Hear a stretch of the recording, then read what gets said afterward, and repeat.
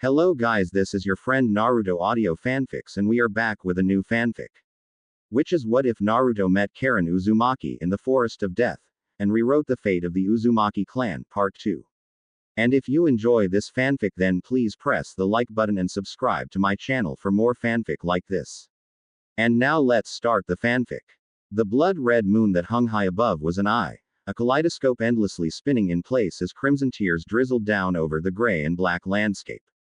Bodies, corpses, were strewn over the ground, Uchiha blood seeping from the vessels devoid of life and wastefully staining the earth and walls. The vivid scene of the massacre was once more put before Sasuke, leaving him to look on in horror from his childhood frame. The nightmare again, he thought as his body moved on its own. Why am I stuck dreaming of this again? Rarely did Sasuke have pleasant dreams anymore. Often he found himself in this nightmare, a prisoner in his own childhood body as it followed the same steps as it did before, hundreds of times after so many years. Sasuke waded through the corpses and felt the phantasmal emotions of horror and dread he did as a child, instead of the seething hatred that churned within him at present. The same path unwounded as it always did, leading him to his home and the sight of his parents lying dead on the ground. There his brother stood over their corpses with his blade stained with their blood. The same words followed, "Why?" and "How?" which Itachi responded to by locking their eyes and forcibly driving the memories of his clansmen being slaughtered into Sasuke's mind over and over, until he collapsed into a pool of his parents' blood. Then he turned around and walked away. He was leaving him there when the rest were dead. Little Sasuke extended a hand forward as he witnessed his brother heading towards the exit. The world of contrast and crimson vanished in a flash of blinding sunlight as his eyes opened to reality, leaving the nightmare behind. Sasuke found himself yelling as he woke, an arm extended upwards to the sky above. It was as if he was trying to stop it from falling and crashing down like his life that night. Damn it! He balled his hand into a fist as he caught his breath and slammed the bottom of it into the grass next to him. Even in his dreams Itachi haunted him. "I'll kill you, Itachi. I swear it." The nightmare served its purpose in keeping the fires of hatred lit inside of him, fueling his determination to become stronger for the sake of avenging his fallen clan. Sasuke would kill Itachi with his own hands and, to do that, he couldn't afford to just lie around. Not when he could be training. He sat up off the sheet that had been layered over the ground and ran through the trees until he came to the training spot where Kakashi had brought them to for his practice with the Chidori technique. It was the base of a small cliff where water trickled down into a basin of sorts below, useful for bathing and fishing for lunch. Kakashi was nowhere to be found, presumably having gone back to the village for one reason or another. Sasuke paid it little mind as he stood at the tree line. It was a straight shot to the rocky surface of the cliff, which was already pocked with previous attempts at using the technique. He got into position, activated his Sharingan, and held his left hand down at the wrist with his right as he began the process of creating the Chidori. The chakra coils in his body thrummed as he took a portion of his base chakra and then converted it into lightning chakra, vibrating it intensely to generate the electrical energy. He sent it down the channels in his left arm and out of the tenketsu of his hand, watching with his activated eyes as the chakra gathered in his palm. It was too loose, too scattered, basically just a charged atmosphere that would annoy someone at best. Tighter, he thought as he wove the chakra together while continuing to feed the lightning-aligned element into the compressed space between his fingers. It sparked to life in the palm of his hand, completing the transmutation into pure electricity. The constant chirping only grew in volume and brightness as he increased the density of it more and more. "I've got it now." He clenched his teeth as his hand trembled with lightning in its grasp. It was like a trapped grasshopper or cricket fighting to get free as he constrained the vibrations and power into a single mass. It took all his concentration to maintain it while he charged forward. No sooner than he crossed the halfway point did he see chakra taking form and erupting from the ground in angled protrusions of solid earth meant to hinder and trip him up. He wove around them only for his concentration to waver for a moment. It cost him as the electricity unwove right when he slammed his hand into the face of the cliff, his fingers yielding as the tongues of electricity spread out over the surface. Sasuke held his hand tightly and bore with the pain as he glared up at the source from which the chakra originated. Kakashi was there, at the top of the cliff. "You know you weren't supposed to practice without me here. That technique isn't something you should take lightly. I don't have time to waste by taking it slow, Sasuke shot back as he went to the starting position to try again. He had to get stronger as fast as he could, regardless of the method or shortcut. He had to if he was going to kill Itachi, avenge his clan, and stop the nightmares. The thought made his curse mark stir beneath the seal they placed on top of it. Kakashi sighed before he jumped down and grabbed Sasuke's hand to look at it. Let's at least salve and bandage it before you make another attempt. If you wreck your hand, then it'll be impossible for you to master it in time. Oh. Naruto was training as well. His eyes darted left and right as the white tiger freed of the confines of its mask circled him with speed that bordered on the limits of what he could track. He barely noticed the brief deviation as it turned and leapt for him, giving him just enough time to duck down and avoid it. He flung his kunai in retaliation at it, only for the sharpened point to find the turf instead of its body because the tiger moved. The training premise was simple. His opponent's strikes would be debilitating if they connected, and he couldn't likely beat him in hand to hand. That meant mid to long range combat was preferable, but his opponent was also fast. If he could keep up with Byakuya, then his opponent would be no trouble at all. Byakuya, take it up a notch. Karin yelled. She and Sakura were sitting in the shade beneath a tree, watching as he trained. Well, Karin watched him train while Sakura was doing something with a flower bud. Try not to hurt him too bad. The tiger's speed instantly increased, or rather it stopped holding back as much. The claws on its feet upturned and dug wedges in the dirt as they moved. It took 3 breakneck hops to blindside him from behind with a body check. Naruto went flying forward. He was barely able to tuck his arms and legs in so he could roll when he touched down. Extending his legs to break, they left a trail of pushed aside dirt while he reached into his kunai pouch to fling 3 of the tools at once. There was a concussive explosive tag on each one. The scrolls on their creation had been very useful to pick up from the library. Granted, he only memorized the pattern of the sealing script rather than analyzing it on a deeper level in order to learn how to reconstruct it, but he was still new at it and pressed for time. Regardless, Byakuya darted between the explosions that went up as sprays of loose soil and grass to hit Naruto again. The Jinchuriki quickly brought his arms up to guard against the impending blow, only for the tiger abruptly dart to the right at an angle and once more to get behind him. Then it rammed into him from his blind spot again. Naruto righted himself mid-flight and made the cross seal. Smoke erupted around him in the form of a dozen shadow clones. They charged for the white tiger, leaving the original behind, a kunai in each of their hands. Byakuya avoided them deftly and rammed into Naruto for a 3rd time, only for him to go poof. The tiger kept moving as the others began to fling their shadowed copied version of the concussive explosive tagged kunai. Byakuya remained uncertain of which was the original due to the fact that they all swapped positions with one another using a substitution technique. The basic technique was immensely useful for someone with the multi-shadow clone technique, more so if all of them participated at the same time, making it a confusing game of tag. The constant shifting around on top of the clones being practically identical to every conventional sense meant that someone who specialized in hand-to-hand would struggle to tell which one was the real one. Especially while being mobbed from all sides. Was it fair? No. But they were shinobi, not samurai. If they were in a fair fight, they were doing something wrong to begin with. Besides, the purpose of the exam wasn't the number of techniques or showmanship, but the strategy and tactics used to deal with the opponent effectively. For Naruto, that meant he could mob them thanks to his ridiculous amounts of chakra. Granted, they weren't durable considering Byakuya managed to plow through them with every pass until he finally clobbered the real Naruto by chance. But they'd have other countermeasures to take advantage of that. With the last of the chakra Karin had stuffed into its spent, Byakuya flickered out of existence. Its mask fell onto the ground in front of Naruto. He rubbed the spot where Byakuya had hit him last before picking up the mask and addressing it. Did you have to hit me so hard? I told Byakuya to take it easy on you, Karin said from where she was perched, knees drawn up to her chest and held by her hands. It can hit hard enough to shatter every bone in your body once it builds up enough speed. He winced at the thought and held the mask out as he approached the girls. I want to try another one soon, the flying one. You still have to learn how to make yang chakra before your tutor will ask on your behalf since they want more proof you can use and command them, Karin said as she grabbed the mask.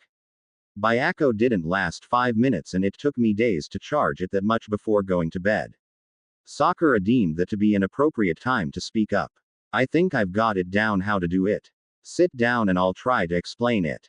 Naruto took a seat on the grass in front of them and crossed his arms as Sakura pulled out a number of potted flowers that had yet to blossom. She arranged them in rows while he asked, "What are the plants for?" Yang chakra governs life and vitality, meaning it can boost organic functions. Kiba and Choji use it when they use their clan's techniques, but medics also use it to heal by directly influencing the cellular structure. That sort of training takes more time than we have. Okay, but that still doesn't explain what we're doing. Long story short, we're going to use the plants to help you refine your chakra into the yang element. She poured in a large amount of water into one of the potted plants. You're going to make them bloom. The yang chakra will drastically speed the process up and make the plants grow if you do it properly. Just like the first Hokage did. Naruto said. He actually paid attention in class when it came to what the Hokages were famous for, namely techniques, rather than the boring stuff. Awesome. No, Sakura said, completely serious.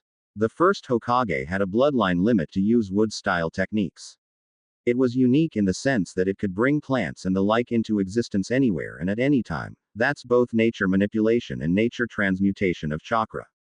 What you're doing is simply having the plant do what it normally does faster, bolstering the photosynthesis, transpiration, and respiration rate so they absorb the nutrients in the soil, the sunlight above, and the excess water. Things like manipulating the cell division, elongation, and that sort of the thing tends to require far more refinement and precision, quality control at an extremely high level.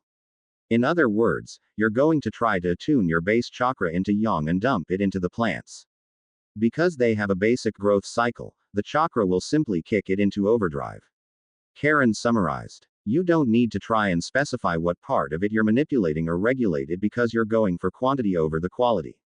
When you do the same thing on the masks, their seals will handle the creation and animation of their bodies. Naruto snapped his fingers. Ooh, okay, I got it. These plants in particular are receptive to chakra, so you should be able to see results quickly.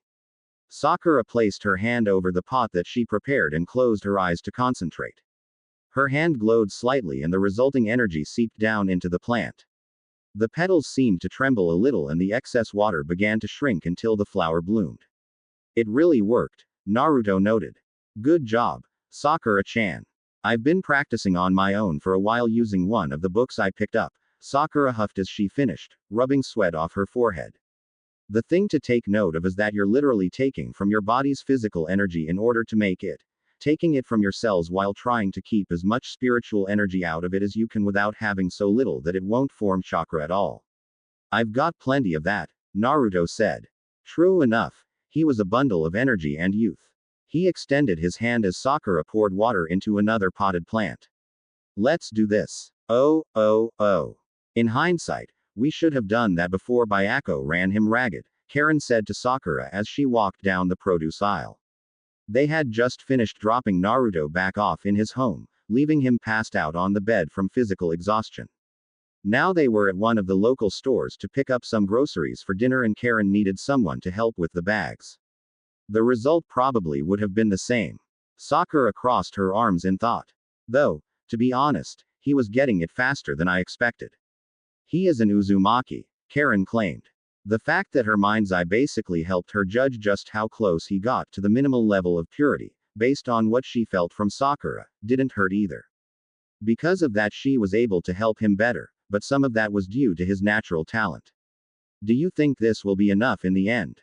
Sakura asked. Just making him faster and working on his substitution with his clones. For his first opponent, it will do the trick. Karin picked up some tomatoes and placed them in the shopping basket. Because the clones are constructs of his chakra, they can be substituted without complication and quickly. It'll be ideal if his opponent gets overwhelmed, but that's only taking into account the fact that his opponent is a close-range specialist. But if he does land enough hits, then Naruto's done, Sakura pointed out. And then, even if he wins, he'll have to go against his teammate or that guy who hurt Lee. That won't work against either of them. Karin shrugged. If he somehow does manage to get the real Naruto, I do have a countermeasure in mind. You'll have to get the components for it since it might look funny if I do, but it'll work. As for the others, I don't know enough about them. If he has access to the masked beasts, then he'll be likely to manage it, but giving up is also an option. Fancy seeing you here, said a voice from behind them. Karin instantly locked up as the blood in her body turned to ice. It was Kabuto. Oh, you're from the forest, Sakura said. Sorry about your teammates losing in the preliminaries. It's fine. The fact yours made it to the finals on your first time is amazing. He was making small talk with Sakura, paying Karin no mind.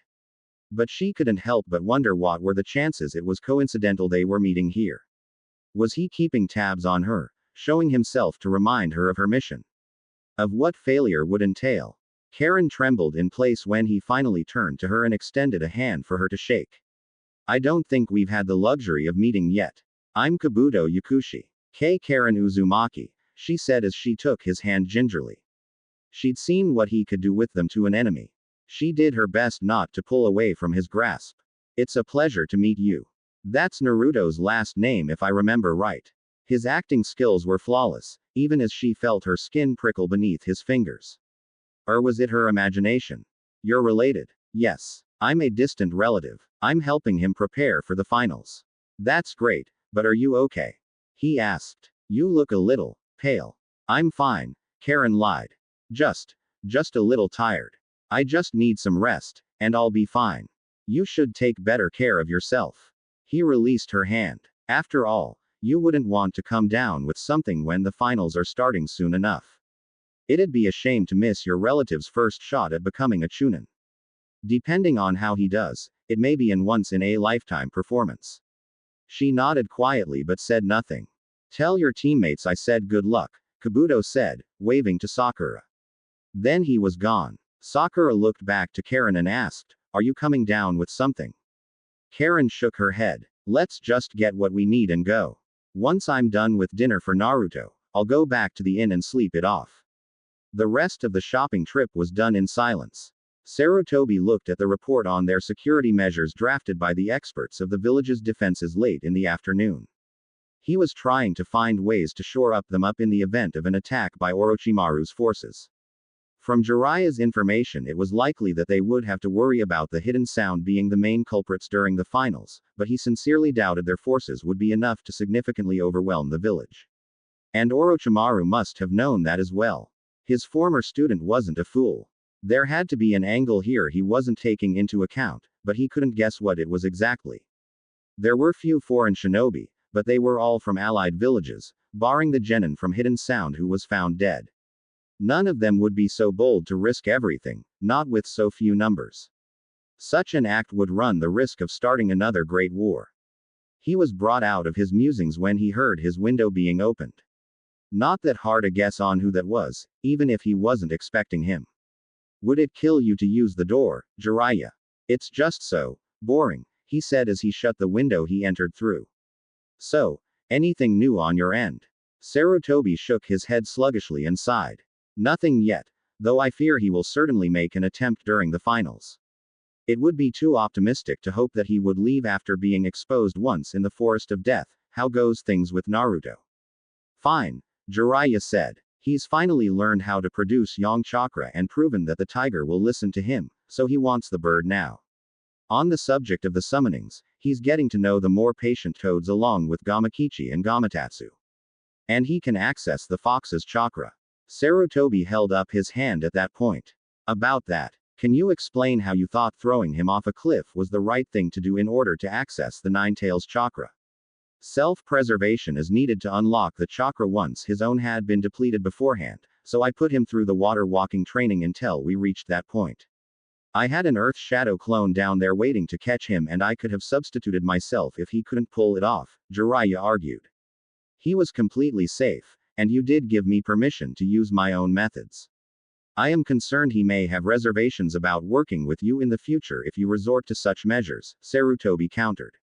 Very few people are qualified to teach him or suppress him should the need arise, more so since Tsunade still possesses the necklace that can be used to do so, and I don't want him to be wary of such measures being taken. Sensei. He's fine, Jiraiya said. He's already over it. Speaking of Tsunade, I've managed to find her again with my intelligence network. I had them give her a missive asking her to return. I do trust my intelligence, but I framed the note as saying that you wanted to talk to her rather than mention anything involving Orochimaru. And I take it her response was a negative. He asked. When he woke up from what I believe was an induced sleep, he found a hastily scribbled note that basically said, "No way in hell," so I'm going to say it was negative. Yes. Once more the Hokage sighed. That girl, she's leaving me no choice. Was it wrong of me to give her so much leeway? Honestly, it might have been, Jiraiya admitted. But you aren't responsible alone.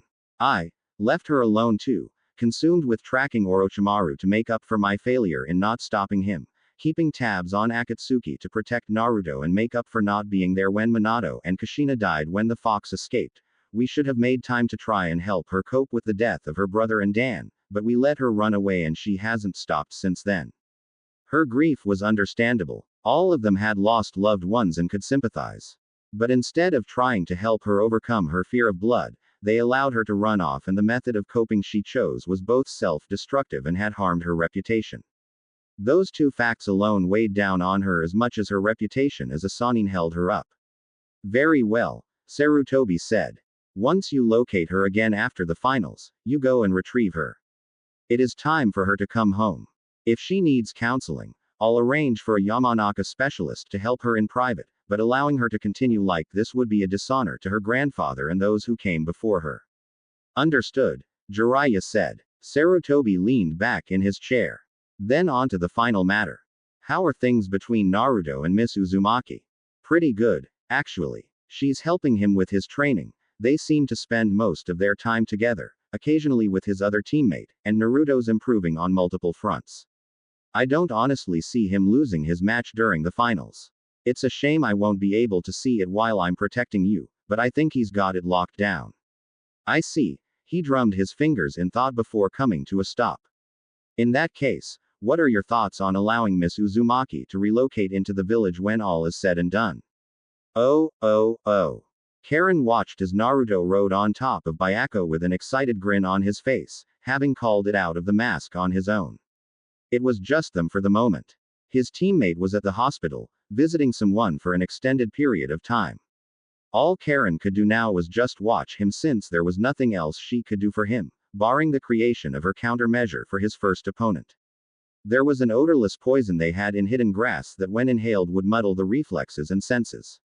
All she had to do was get the necessary plants to make it, but she didn't want to be seen buying it by an Anbu officer or having questions asked.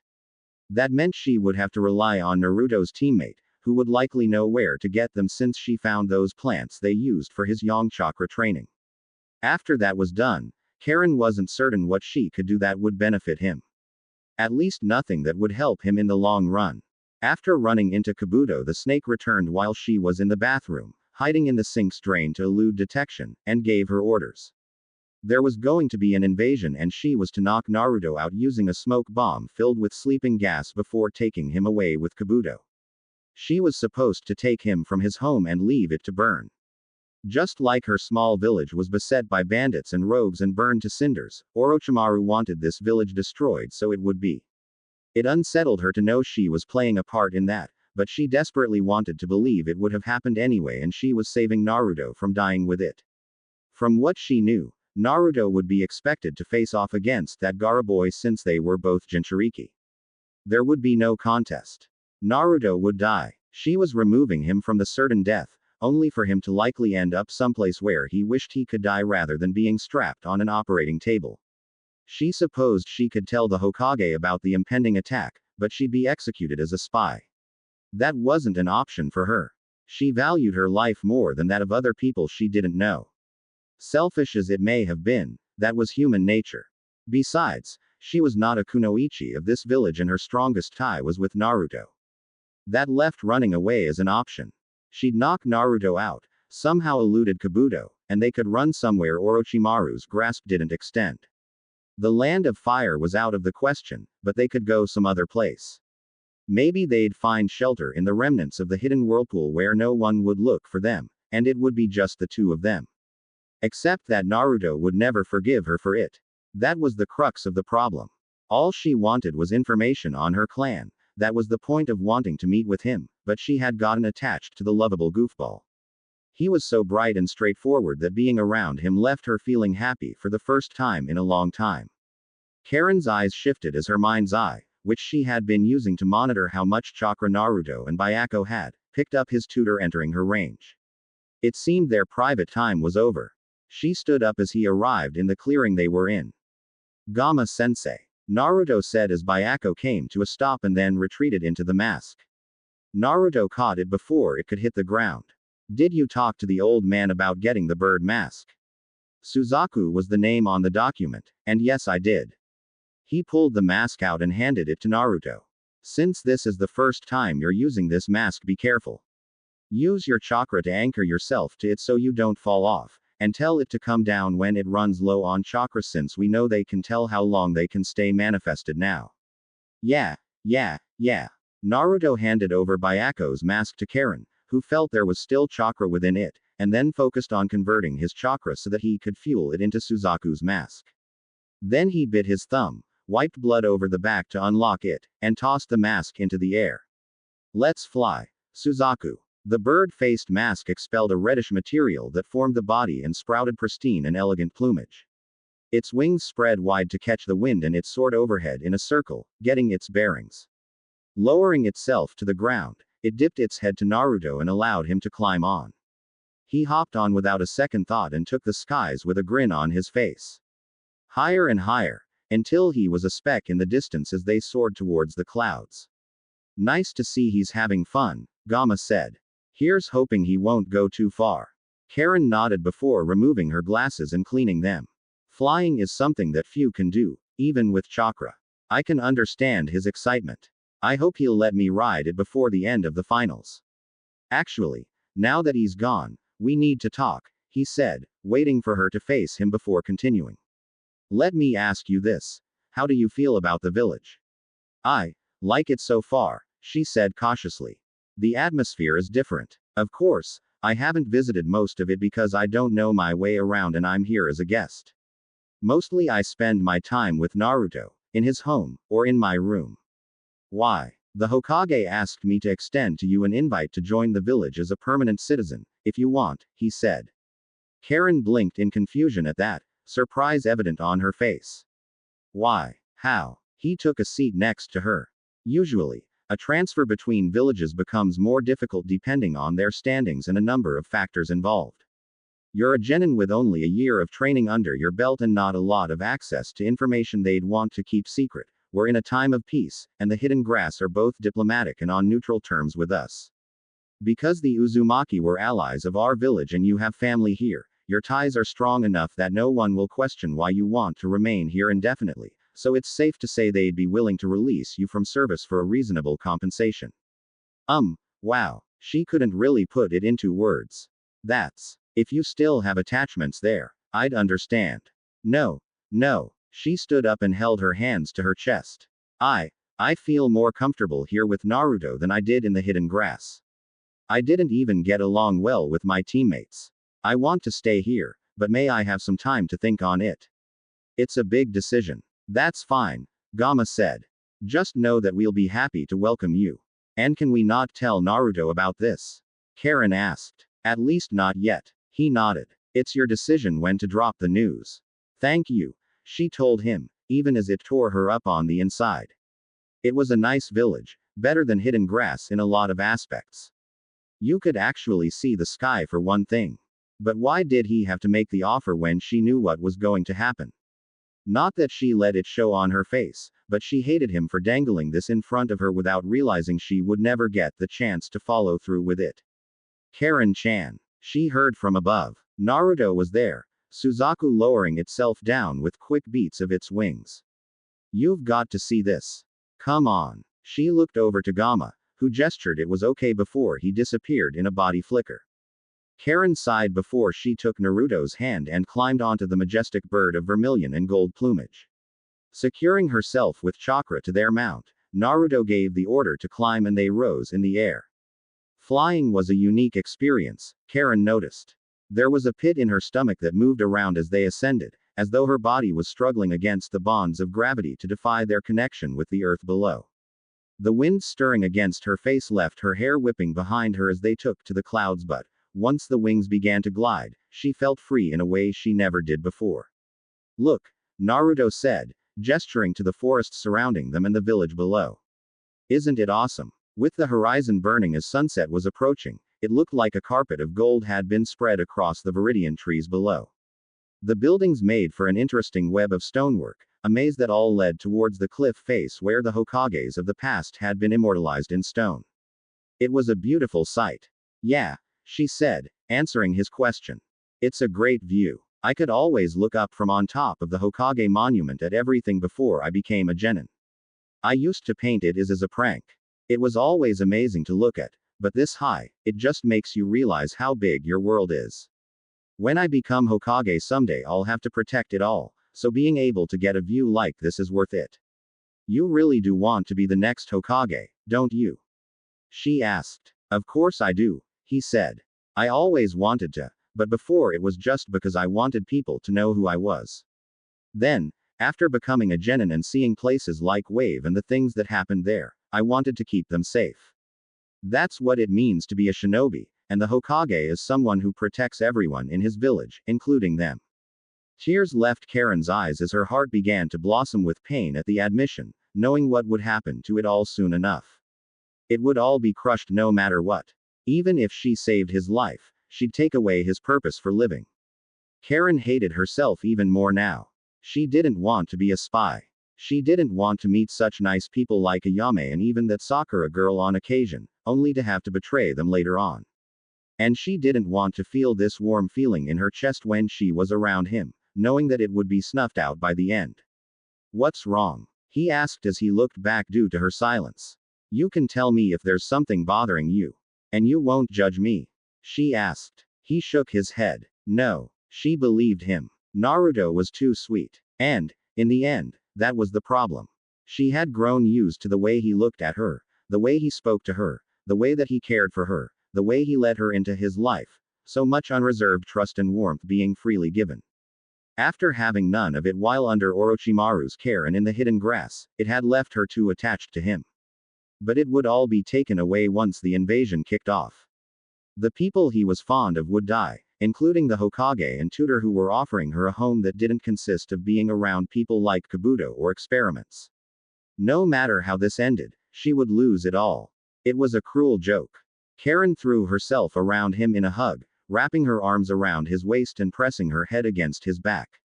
Her mind's eye opened to embrace his chakra and the soothing warmth that lingered on the surface as well. Even if she had to lose it all so soon, she at least wanted to commit as much of it as she could to memory. Just let me stay like this for a while, she softly begged. Please. He nodded his head silently as they continued flying over the village while the sun fell beyond the horizon. Sakura paced around the base of a tree that Naruto was perched in, looking down at the rest of the gathered shinobi and kunoichi. With the finals starting tomorrow, the different teams of the rookie graduates had gathered for a final time. Even Hinata was out of the hospital and sitting along with her teammates, though she occasionally had a bad cough due to the damage her cousin inflicted on her. The only ones missing were Kakashi and Sasuke. Where are they? Sakura asked aloud, her frustration and worry slowly turning to anger. They should have been here by now. Kakashi-sensei is always late, Naruto said, conveniently ignoring the fact that he was the late one the last time. No point in worrying about when they'll show up. I can't help but feel worried, Naruto, Sakura told him. We haven't seen either of them since the last meeting and you know who his opponent is in the first match.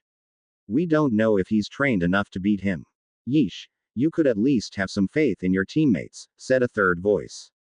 It was Ino, standing there with her hands on her hips. You don't see me discouraging Shika, and he's a lazy bum who only played shogi the entire time.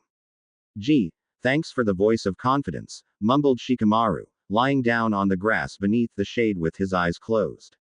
Choji was sitting next to him. I have faith in them both, Sakura shot back, trying not to sound too heated at her. But Ino's teammate didn't have to go against that hidden sand boy that hurt Lee, so she couldn't understand what was going through Sakura's head. But I'm being realistic. If Sasuke does lose, then that means Naruto has to face him next. What chance does he have if Sasuke lost first? I don't want to see either of them killed when they can just take the exams again in half a year. You make it sound like I don't have a shot, Naruto said. That kinda hurts. I know what you can do, Sakura said. She trained with him a good deal of the time and helped arrange the strategy that he was using. You shouldn't lose to your first opponent unless you do something stupid after everything we put you through. Even then, if you lost you'd still be alive. But that boy is on an entirely different level and Sasuke wasn't as fast as Lee was the first time they met. If he gets his sand around you at all, it would be an instant kill. Lee had been one of the fastest shinobi she knew and he still paid the price. Naruto wasn't nearly that fast on his own, but Byakuya could match it and Suzaku could keep him in the air. The problem was that Naruto didn't have a solid way of countering the defenses of that sand-barring explosive tags, and even that wasn't a guarantee. If he got caught, it was all over. I don't know. Naruto almost fell from his perch with a yelp at the abrupt voice next to him, only for his foot to be caught by a strong hand. I think Sasuke has a fairly decent shot. Sakura looked up to see Kakashi-sensei was there, having snuck up when they weren't looking somehow. He hopped down from the tree and set Naruto on the ground. Though I'm happy to hear you're sure Naruto will win his match. That speaks a lot of how close you've gotten compared to when you first became a team. True, she hadn't been the best teammate prior to the Forest of Death. But that was then and this was now. She looked around before asking, "Where's Sasuke? Is he not with you? Did he get hurt during his training? As if I'd do something so stupid." From the shadows of the trees emerged Sasuke Uchiha with a scowl on his face. His clothes were torn in a number of places, his bag was slung over his shoulders, and one of his arms was bandaged from the tip of his fingers to just below his elbow. "I'm right here. Sasuke-kun," Ino gushed upon laying her eyes on him. "You look so much stronger and those bandages are so cool." Sakura ignored her old friends fawning to focus on the more important details. "Are you sure you're not hurt? I hadn't heard from either of you and your arm." "It's fine." He balled the bandaged hand into a fist and held it up to Naruto. "I'm going to beat Gaara of the desert, and then I'll beat you. Try not to get too worked over before then. I'd hate to give you a handicap, dead last." "You wish." Naruto held a thumb up to his headband and tapped the emblem on it. "A sign of battle between equals.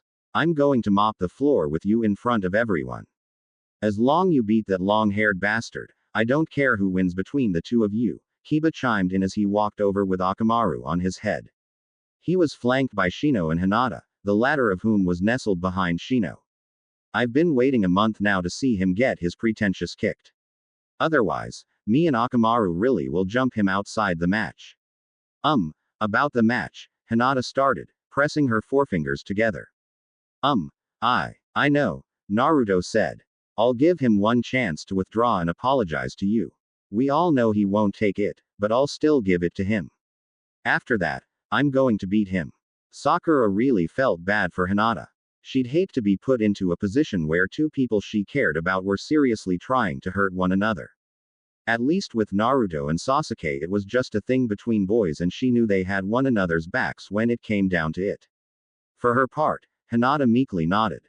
It was the best she could get him to agree to. "So I take it you've come up with a strategy to go against him?" Shino asked. "You know that rushing in would be ill-advised." Naruto nodded. "He won't touch me." Then he looked over to Sasuke. "Don't expect me to go easy on you just because we're on the same team. I've got a bunch of new tricks up my sleeves." The Uchiha's bandaged arm tensed and a smug smile formed on his face. "So do I. Don't be jealous when the time comes.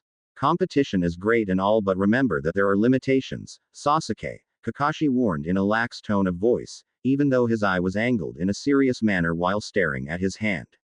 "That technique. Don't use it on the others from the village." Sasuke shrugged his shoulders. "I won't need it for him anyway." Oh. And he said he wouldn't even need to use it against me," Naruto heatedly ranted as he paced the room, rubbing his chin in thought. "He's probably learned some super secret technique from Kakashi-sensei." "Probably," Karin agreed somewhat absent-mindedly. Most of her attention was devoted to the brush in her hand as she used delicate strokes upon the chakra-receptive blank note tags. She used the last of her savings to have Sakura purchase 3 stacks worth. Now it was up to her to turn them into something he could use for the finals. There was a certain clarity that came with the focus she devoted to etching the sealing script upon the paper. Every stroke had a purpose. Every kanji and symbol had a meaning. Nothing was superfluous, and by focusing her mind on the task, everything else that wasn't relevant faded from her mind. Karin didn't have to think about anything else but ensuring that every stroke was fluid and accurate. That meant she didn't have to think about the impending invasion. She didn't have to think about the Hokage's offer and how it was all going to go up in flames.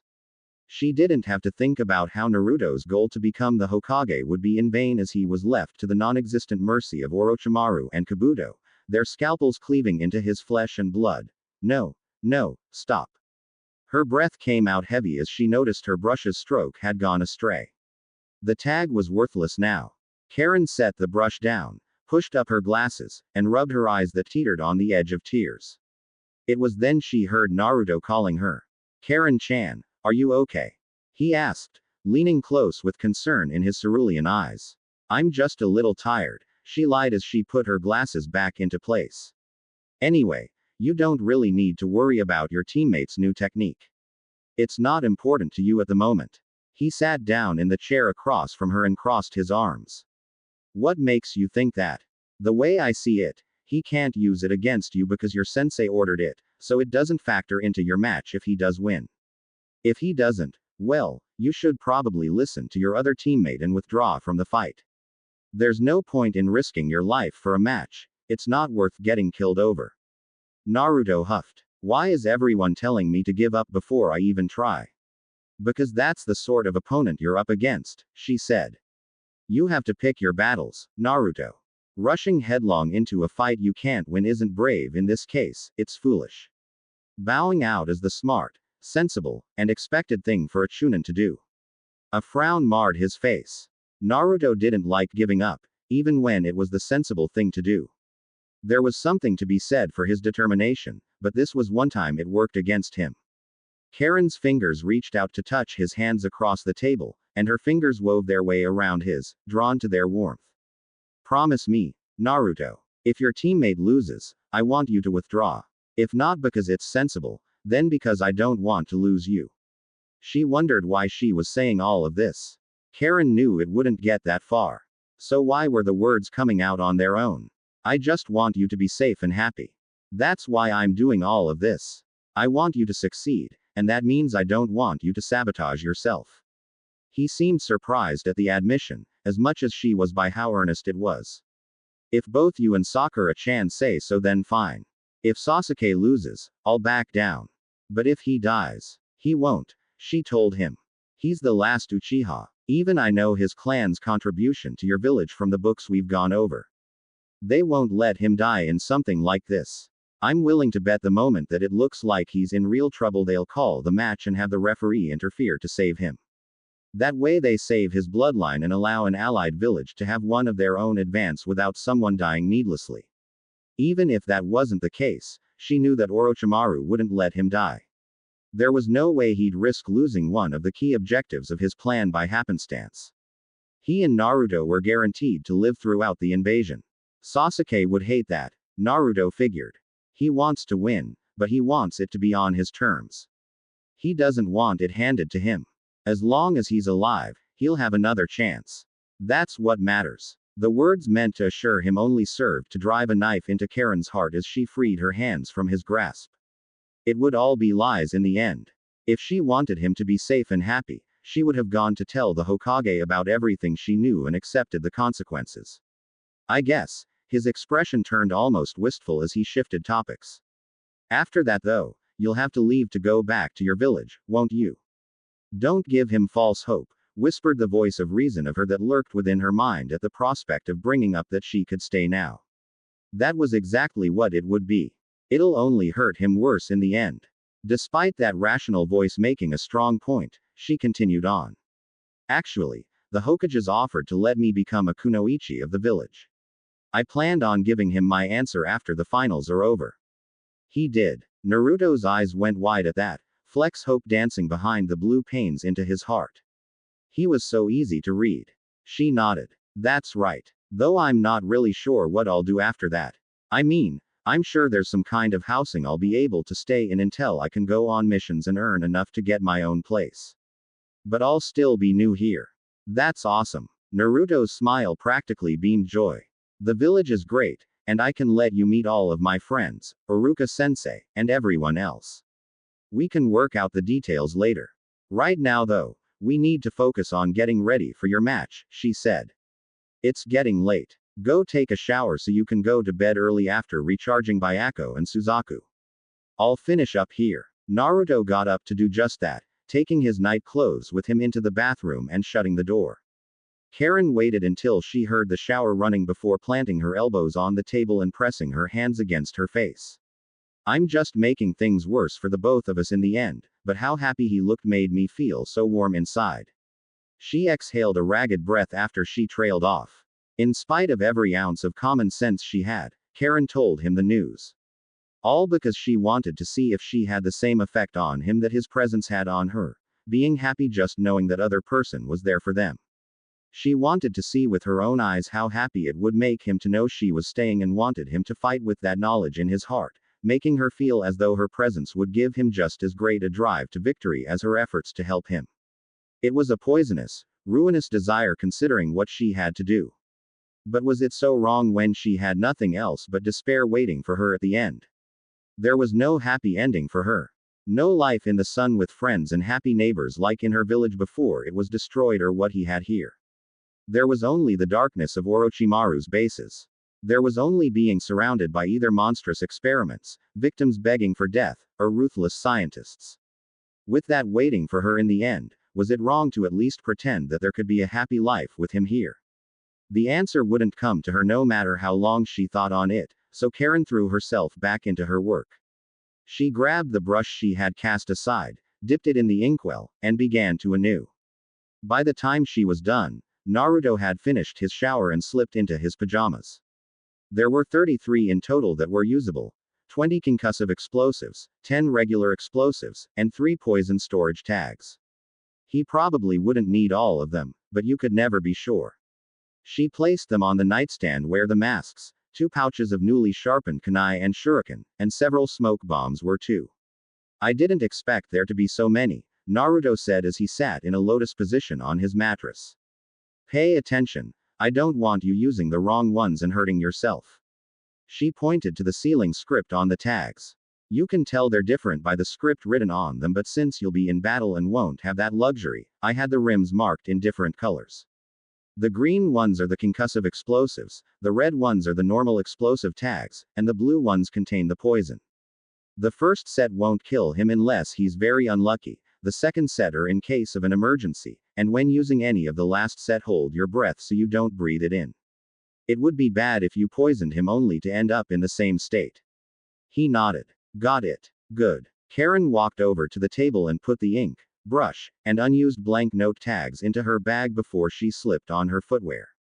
Make sure to fill the masks before you fall asleep. I'll be here to wake you in the morning and we'll head to the stadium together. Have a nice night, Karin-chan, he said as a farewell when she opened the door. See you in the morning. Oh. Karin's night was anything other than nice when she got back to her room at the Petal Fall Inn. She couldn't sleep from the stress of everything, between Naruto's match and the invasion. There was just too much for her have to cope with and she couldn't settle her mind. After an hour spent futilely trying to go to bed after a shower, Karin gave it up. She opened her mind's eye and checked to see if there were any signatures around. There were none near her, not even the usual Anbu officer that normally watched her while she slept. As if she didn't have enough to be unnerved about. I suppose I can just take a soldier pill if I need to stay awake, she said to herself. The alternative was using sleeping pills, both of which she had in her bag, but she didn't trust herself to wake up in time to see Naruto off if she did. The only question was what she would do until it was time to get him. She looked over to her bag, where she had the blank note tags and ink. Now that she thought about it, she never did get the chance to make one of the barrier tags that his tutor had shown them when they were retrieving the masks. The ceiling design was still etched into her mind along with the events of that day, and even if Naruto didn't need the extras, the act of creating them would bring much needed peace and clarity to her mind. Karin crawled out of bed and went over to the nightstand where the bag was and lost herself in her work. Karin adjusted her weapon and supply pouch beneath her overly long shirt before she knocked on Naruto's door. Like she had promised, Karin had come to get him up since it was the morning of the finals. There was about an hour before he needed to be there, but it wasn't that far, so the excess time could be used to teach him how to use the barrier tags that she had made over the course of the night. The latch to the door came undone and opened to reveal that Naruto was already dressed. He smiled at seeing her, but his smile turned into a slight frown when their eyes met. There was a note of concern in his voice as he asked, "Are you okay?" Karin touched the slight dark rings under her eyes. "If you mean these, I'm fine. I couldn't sleep, so I kept myself busy. Don't worry about me." She stepped inside his home and returned his question to him. "How do you feel? After all, today is your big day." "A little nervous," he admitted. "But I'm ready. Just to be safe, I made these for you." Karin reached into her pouch and pulled out the various sealing tags she had worked on that night. They're color-coded like the others, but the yellow-rimmed ones are barrier tags like your tutor used. He took them gingerly and looked down at the script etched onto the tags. Considering the delicacy and concentration needed to make the strokes as elegant and refined as she had, he quickly pieced together that she had spent all night making them. "You didn't have tea." His words died when she placed a finger to his lips. "I want you to win so you'll be happy, Naruto. To that end, I would regret it if I didn't do everything I could. I can sleep later knowing that, so you shouldn't say something like I didn't have to when it was my decision." "Okay." He scratched the back of his head before holding the new tags up. "Show me how to use these and I'll work it into my plans." Karin gave him a demonstration and overview of how to set them up before he made the final arrangements to his gear, summoning clones and transforming them ahead of time. There was no rule against it, and that way he wouldn't have to do it in the middle of the battle if he didn't have to. Plus, the divided chakra could be returned to him in an emergency if he needed it. When it was all done, the two of them set out towards the stadium where the finals were taking place. There was a crowd filing in below as they stood on the rooftop across the road from it. Karin decided that was the point where they would split up, as he had to take a separate entrance for the contestants. "Remember, Naruto, you're trying to do well enough that you impress the judges, not the audience," she told him. "They'll be looking for the qualities of a chunin that we've been over, show them and you'll all but be guaranteed to get it." "Got it," Naruto said with a grin on his face. "Wish me luck." Karin leaned forward and gave him a quick kiss on his cheek. A minor blush spread across her face when she pulled back, matching the one that appeared on his face. She turned so that her back was to him, hiding it as best she could. "That's how my mother always wished me luck, so, good luck." Before he could say anything, she jumped down towards where the crowd was entering the stadium and went with them inside to get to the individual stands. Along the way she pressed her fingers to her lips, wondering if she had made things worse for him. It was a silly concern given that the invasion was likely to be kicked off soon, which was why she had kept a number of sealing tags for herself, but it still worried her. Karin-chan. Upon hearing her name being called, Karin turned her head towards the source and found a Yame from the Ichiraku ramen there. She wore a simple dress and a small jacket that went over her arms and torso, and was waving for Karin to come towards her. "Over here. Ayame-san. I didn't expect to see you here," Karin said as she approached. "Don't you have to work today? Dad bought me a ticket to the event and told me that I should come see Naruto since he's on first." She patted one of the empty seats next to her. "Sit and cheer for him with me." Karin did so, doing her best to relax for the moment as other people filed into the seats. Ayame made small talk by asking what Karin thought about his chances, his opponent, and whatever she could in anticipation of the match. For her part, Karin tried to answer without giving too much away so that she would see for herself. That was when Sakura came towards them and asked, "Mind if I sit next to you?" Ayame gave her the go-ahead to take the free seat on her opposite side. "You must be so excited since both of your teammates are participating, aren't they? Hopefully they'll both be okay in their matches." Sakura trailed off as she looked at Karin awkwardly. "What?" she asked. "If you have something you want to say, then you can say it." About what happened on the rooftop across the street," she started. "You might want to keep an eye on your surroundings next time." Karen's face started turning the same shade as her hair. You saw that? Yeah, I was on my way here with Ino and I'm just giving you a heads up on that, she said. Don't be surprised if a blonde-haired girl comes up and bugs you for details later on. I managed to convince her not to bother you while the matches are going on, but she won't let go of any decent piece of gossip she gets her hands on. It was just for good luck, Karin insisted as Ayame looked between them with curiosity in her eyes. That's all. His teammate clearly didn't buy it. Sure. Ayame seemed to have read between the lines since she asked, on the lips or cheek? Cheek. Sakura answered. Naruto stood there for a full minute afterwards touching the spot. Karin buried her face into her hands and groaned as Ayame started pestering her for details. At the very least it took her mind off the other concerns she had. For the moment, anyway. Oh. Sarutobi stood in front of his seat out of formality as the cage approached with his guards, the latter having come to see his children participating in the finals. Both of them were adorned in the traditional outfits of their respective positions, hat and veil obscuring their faces. Of course, Sarutobi had his combat outfit beneath his formal attire should his long-fallen student show himself. Good to see you again, he said as they shook hands. I trust that your trip wasn't a burden. No more than expected for crossing the desert, the cage said. I look forward to seeing my children's performance, as well as the other Chunin hopefuls. I believe this year's batch will be exemplary. I concur, Sarutobi agreed as they both took a seat.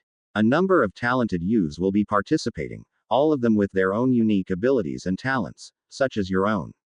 All three of them are quite impressive, but I wasn't aware there was a bloodline capable of manipulating normal sand. A slight nod of the head obscured the cage's eyes as he spoke. Puppeteering is a gradually fading art. It was only fitting that I would have one of my own ensure that it survived another generation. Likewise, those proficient with the wind element are also a rarity, so it was a pleasant surprise upon learning she was naturally inclined to that alignment. As for my youngest, you are aware of my own ability, correct? You control gold dust, I believe, he said. Similar to how the previous cage controlled iron sand. It seems that he possesses a derivative of that which allows him to control sand in general, the cage continued. Such things do occur in our world and it has great potential, alas the burden of such power has been taxing upon him. Though he has been ordered not to attempt anything lethal upon his opponents after the preliminaries, I cannot guarantee the Uchiha's life should he refuse to surrender. To be a shinobi is to risk one's life, no matter what the case may be, Sarutobi sagely noted. We are all aware of the risks, but I would not judge him before the match begins. He may surprise you. That being said, Sarutobi already given the proctor clear instructions. He would intervene should things become dire. Itachi would not appreciate his brother's death and they wouldn't let the last of his bloodline be erased for an unnecessary competition. Even as the small talk petered out when the proctor took the field, Sarutobi couldn't shake the sensation that something was on the verge of happening. Whatever it was that his old apprentice had planned would surely come about today and they had measures in place, but he could only hope that their hidden sand allies would not be caught in the midst of it. The last thing they needed was an incident or accidental death leading to another great war. He would have to remain vigilant. Oh. Naruto stood along with the rest of the participants in the center of the field, positioned between Sasuke and Shino as the proctor gave them a once-over of the rules. He mostly tuned it out, focusing on the crowd instead. He wanted others to notice him growing up and now he had more eyes on him than he ever had before. Only a handful of them were people he knew, but all the same he couldn't afford to blunder in front of a large crowd. His eyes peered through the sheer numbers of strangers in an effort to find Karin. The thought of her kiss still left his heart hammering in his chest, but he told himself it was just for good luck. Not because she liked him in the same way that Sakura would fawn over Sasuke. In the end, it was her distinctive shade of red hair that eventually led him to her, nestled next to a pink and brunette pair, Sakura and Ayame. All three of them waved towards him, though he was sure Sakura was doing so for Sasuke too. He flashed them all a wide smile, only to get a sharp glare from the proctor that made him flatten out his expression while Sasuke rolled his eyes next to him. As the old man gave them a speech before announcing that it was time for the competition to begin, Naruto took deep breaths. He trained for this with Karin, Sakura, and Gamma-sensei. All he had to do was remember the strategy they came up with, the conditioning he had been put through, and his purpose for standing there in the arena. Once the speech was finished and the others headed back, Naruto stood across from Neji and faced him. Your cousin asked me not to hurt you too badly because she obviously cares more about you than you do her, he told his opponent before the proctor called for the match to start. So I'm giving you one last chance to apologize before I make you pay in blood for what you did to her. You speak as though that is something you are capable of doing, the Hyuga responded, a calm certainty in his voice as a pulse of chakra erupted from his eyes. The veins around them swelled to the point they were visible beneath this skin. I can see otherwise. The outcome of this match has been determined since the moment of your birth. Keep telling yourself that. Naruto adjusted his stance and tensed his hands, one ready to reach for his back pouch and the other for his kunai holster. It'll just make it look better when I win after all the training I've done. You doubt my words, but I speak the truth, he stated.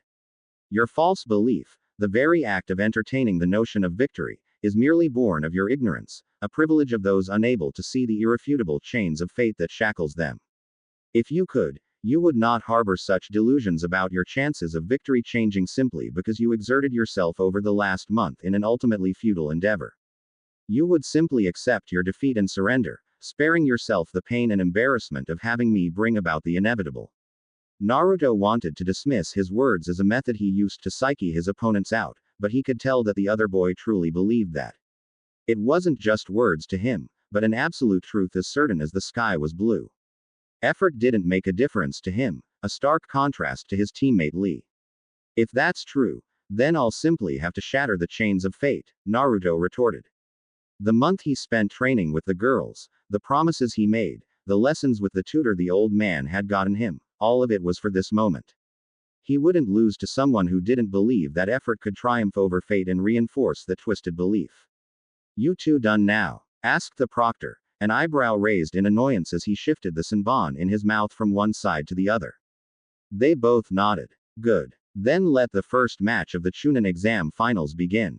Naruto leapt back as far as he could while Neji lunged forward, intent on crossing the distance in a flurry of steps. That was expected and he had practiced for it with Byako. He grabbed and flung explosive tagged kunai with one hand while cradling smoke bombs in the other. The former flew in a spread pattern and triggered in mid-flight before they reached him, unleashing a thunderous chorus of explosions. The heat and force spread out in all directions, kicking up dust and dirt, and forced the Hyuga stop his approach or risk being caught inside the blast radius by trying to slip in between them. The latter were flung into the air and ruptured. The collective smoke bombs spilled out billowing clouds of fume that melded with the dirty veil kicked up by initial explosions. Between the two of them, a good part of the battlefield became obscured from the view of the audience. Part 1 complete, Naruto thought as he moved on to the next part. Oh. Ah. I didn't think it'd be so loud. The waitress next to Sakura said, wincing as she covered her ears.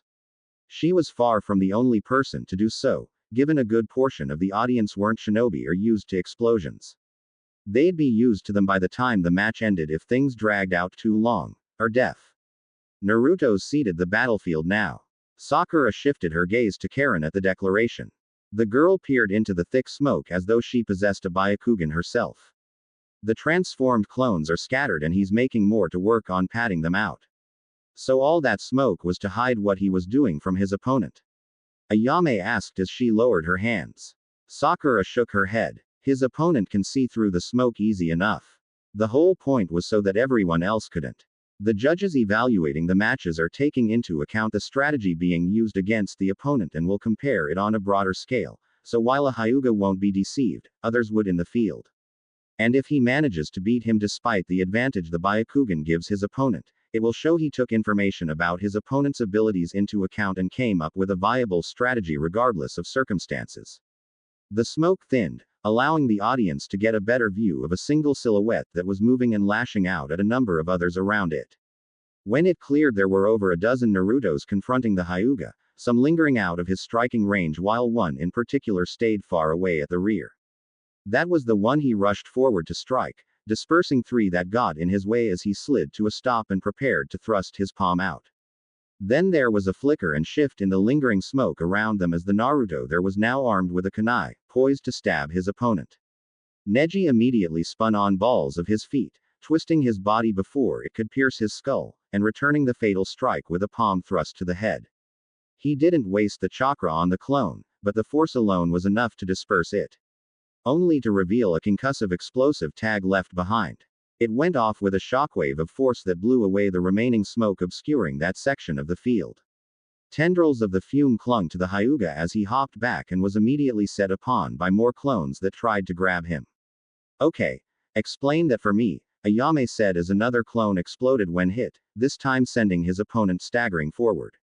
There was a notable change in how he blocked and redirected the next clone into another one rather than pop it himself.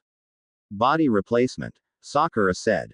Naruto's clones are self-aware and can substitute with him or the other clones if they see an opening or need to protect the original. Because they're essentially constructs made from the same chakra source, have the same body type, and the same mass, the lag time for substituting with them is next to nothing and allows him to cross the battlefield safely. And, by swapping with one that had a sealing tag attached to it beforehand, the moment it was destroyed the violent dispersion of the chakra set it off. Even if his opponent could see the clones, the Byakugan couldn't tell them apart from the original because they shared their chakra evenly upon creation and had a matching chakra system. The only exceptions were the clones that he created before the match and had been changed with a transformation technique.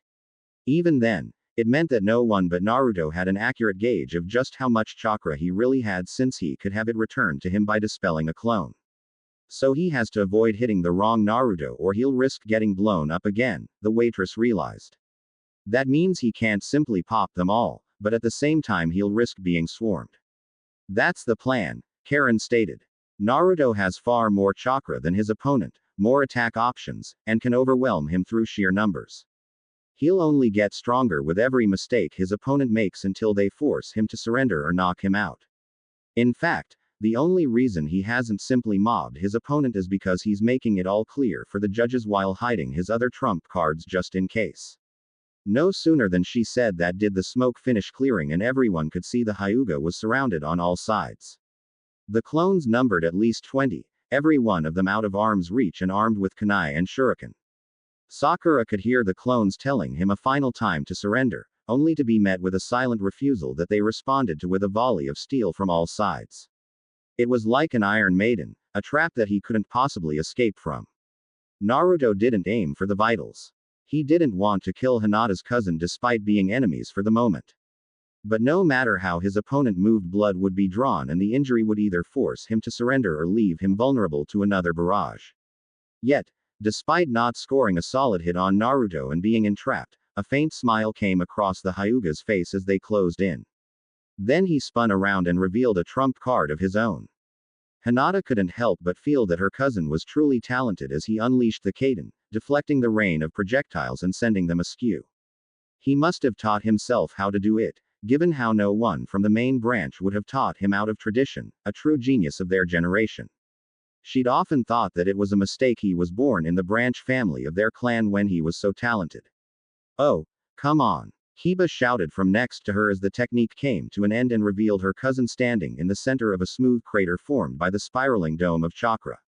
He almost had him. In contrast to her agitated teammate, Hinata felt relieved he hadn't been hurt by Naruto's attack. She didn't want them to fight to begin with. At the same time, she didn't see how Naruto could win now. The Kaden was the perfect defense of their clan and her cousin had the upper hand at close-range combat. Grr, Naruto. Better have something else up his sleeve, Kiba continued. I swear, if he loses now after all that talk from before I'll never let him hear the end of it. Oh. Naruto couldn't keep the surprise off his face as his opponent stood in front of the clones unbothered and self-assured. In his defense, Hinata hadn't mentioned he could do that. Even if she had, it didn't change the fact that beating him would be much harder now. There is no need to be surprised, Neji calmly stated. Like I said before, your fate was determined ahead of time. You cannot defeat me. No matter what you do, you will lose here. That wiped the look of surprise off their faces and replaced it with a series of frowns. The original Naruto gave the signal for them to attack while getting ready to swap with a pre-prepared tag clone that was under the transformation technique. That was when Neji threw down several smoke bombs of his own and turned Naruto's own strategy against him, using the gray veil to conceal himself from their view. The clones that were inside of the smokescreen began dying in earnest and, before Naruto could make a swap with one of the clones he had set up for that purpose, the spares were speared with kunai and their destruction triggered the tags attached to them. I pity you, Neji said from within the smoke cloud. Just like Lee, your ambitions will come to an end against an opponent whose ability was simply able to undermine your strategy. Your efforts were in vain because you could not see what was written in stone from the moment I was your opponent. Don't listen to him, Naruto thought to himself as he grew increasingly aware of the dwindling number of reserve clones. It was almost as if he felt their demise through a phantom sense of pain from within the veil, but he instinctively pushed that to the back of his mind as he focused on defense. He pulled out the barrier tags and set them around him in the 4 points of the cardinal directions, holding a fifth one in his offhand while a concussive tagged kunai found its way into his dominant one. A trio of kunai with explosive tags of their own broke through the smoke towards Naruto, who flung his own towards them. All 4 went off on impact and blinded Naruto further as the force and smoke billowed, forcing him to cover his eyes. He channeled chakra into the barrier tag in his hand to be safe, and it fed that chakra into the force surrounding him to form a defensive barrier invisible to the eye. That was when a spread of 5 shuriken broke through the smoke from the front, meant to make him move. The Hyuga came from the side in an attempt to flank him when he did so, having thrown the shuriken so that they curved. It was useless as the 5 shuriken impacted the barrier and fell to the ground, leaving Naruto with no need to move as Neji skidded to a stop 2 feet away from the barrier. Had fate been kinder, perhaps you could have prevailed against one of the others, he said before spinning in place while wreathing himself in chakra and expanding it. A deafening, screeching noise came from the grinding of the Karin against the invisible bulwark erected by the barrier tags set around him. The 2 chakra-based defenses clashed against one another while the lingering smoke dispersed at the gale created from the rotation, but the difference between them was evident. One was meant to repel through what amounted to a thin film of chakra made into a bulwark, while the other was meant to be the whole solution as both an offense and defense. Even if the Karin hadn't sheared it open faster than his chakra could replace the layer being scraped away, the ground gave out from the constant grating and unanchored the perimeter tags. The net result was the same in the end. Naruto's defense failed and the Karin fully expanded, allowing the spinning dome of chakra to sweep him up entirely. The only mercy was that he hadn't anchored himself to the ground with a variation of the wall walking technique. If he had, it would have ground away at his flesh and bones until they were scraped raw and turned to dust.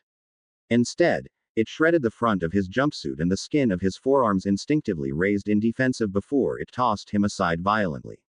I can't lose like this, he thought as the world spun from his head smacking the ground as he tumbled messily. He bit down on his own lower lip to avoid losing consciousness from the impact and then tensed his legs and hands while flooding them with chakra beneath the surface. They caught the ground on the next impact and allowed him to remain on all fours as the compacted earth gave away from the momentum, leaving him digging a trench several feet long as he skidded to a stop and panted. Oh, oh, oh. Sakura found herself wincing at the sight of Naruto on his hands and knees, bleeding from the impact of the attack and the bad spill he took. She'd seen him take worse beatings on their missions and in the forest of death, but those weren't from people who came from the same village. They hadn't expected that last attack and now her teammate was paying the price for it.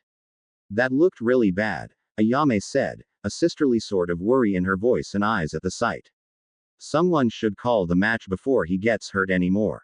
He still has a chance if he can get around that defense, Sakura told her as she glanced to Karin.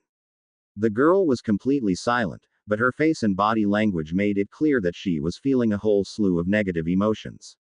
Her eyes were wide with worry, at the same time angled into an expression of pure fury at Naruto's opponent.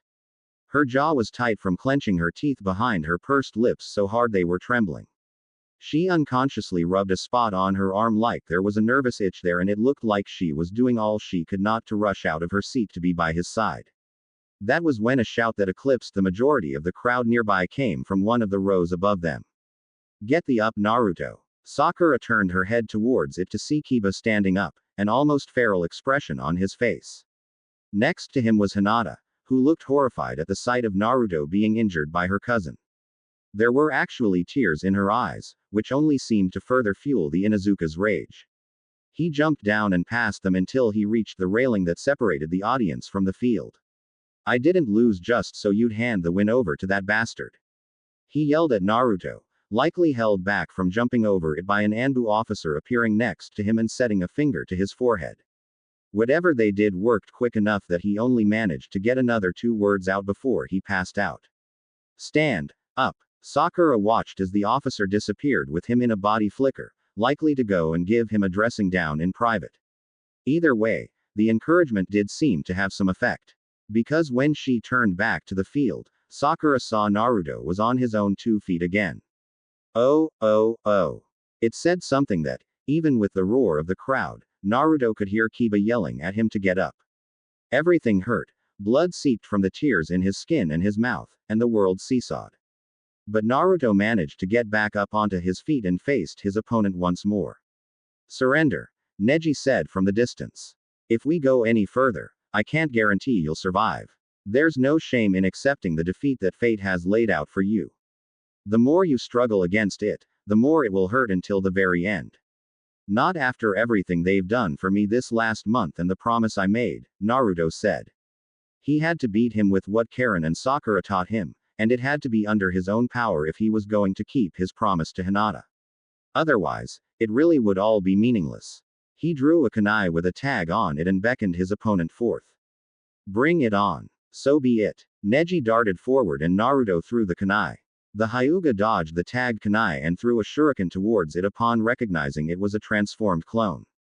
He wouldn't let him risk pulling off another substitution or being caught in the explosion that could follow.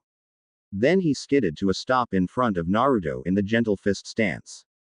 "You are in range of my divination.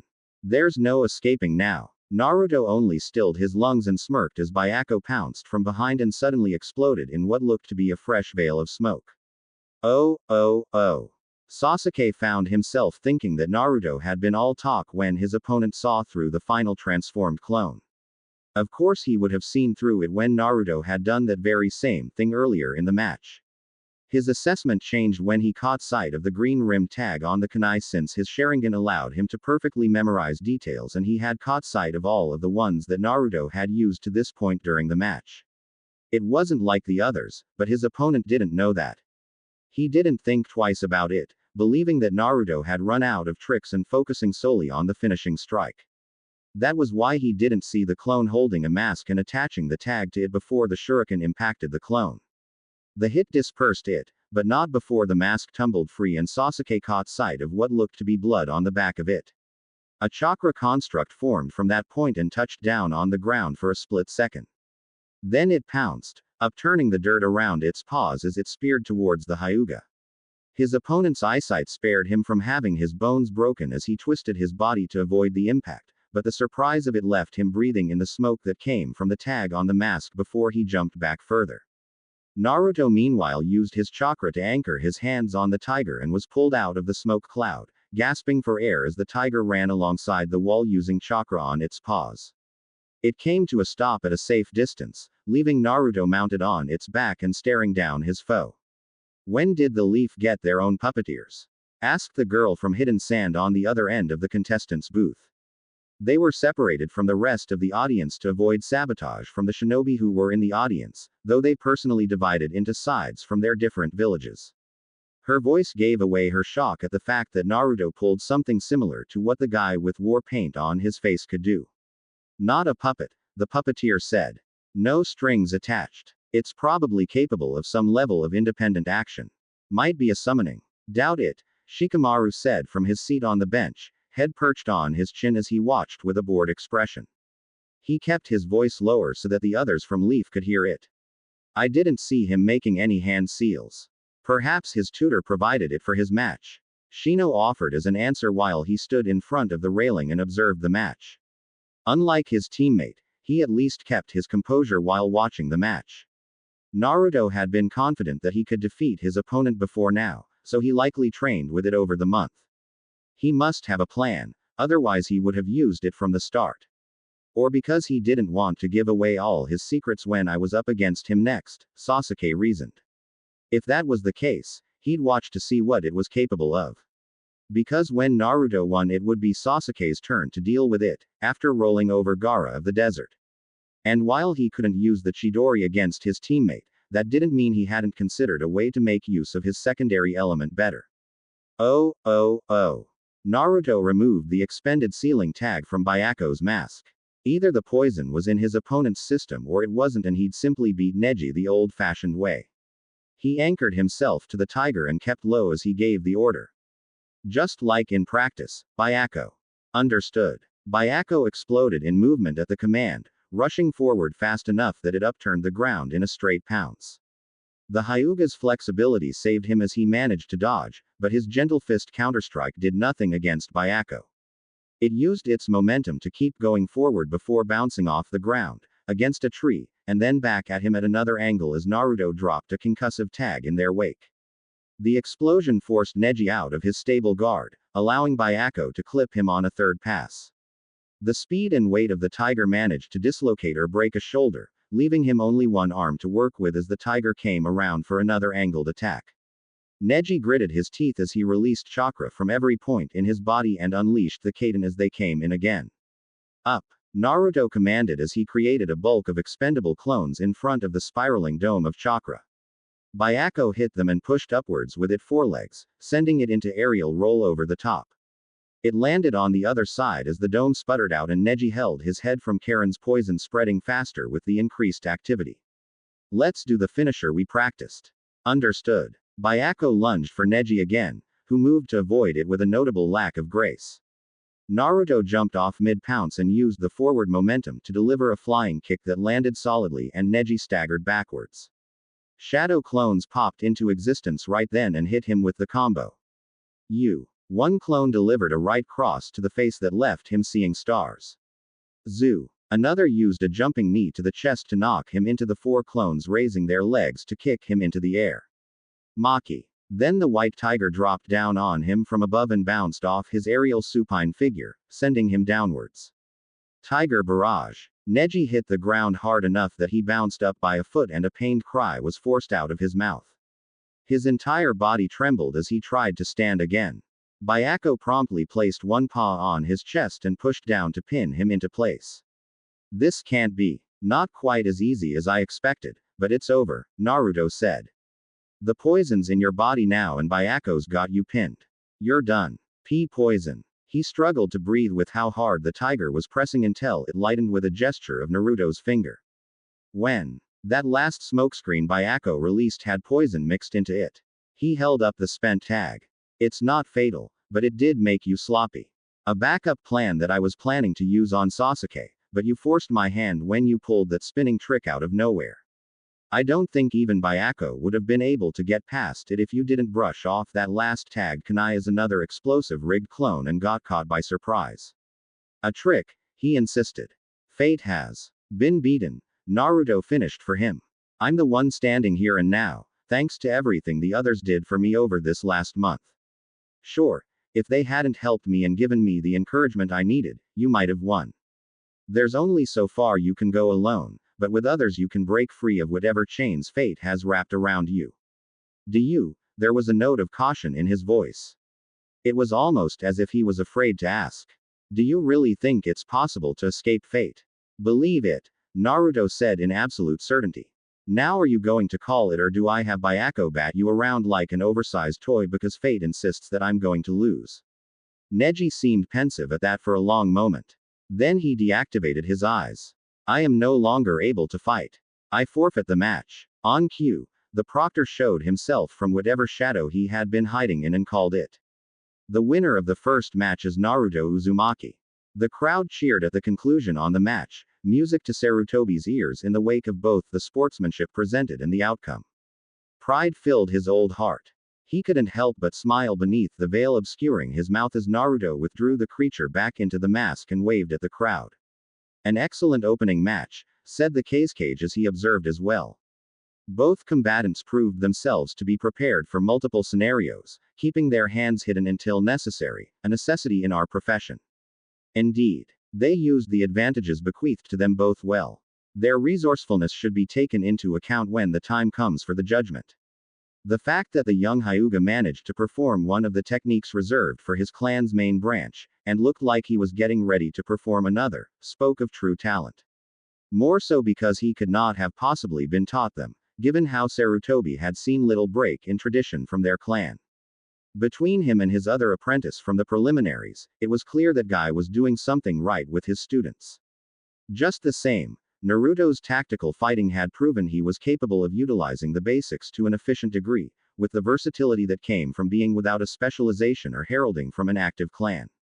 For all the talk of how clan-raised shinobi had more resources to work with, many detractors seemed to forget that they were also limited to a narrowed field of specialization due to how they learned to mold their chakra for their techniques. Their weaknesses become ingrained over time, such as the Hyuga being limited to close-range techniques barring few exceptions, which Naruto exploited quite well.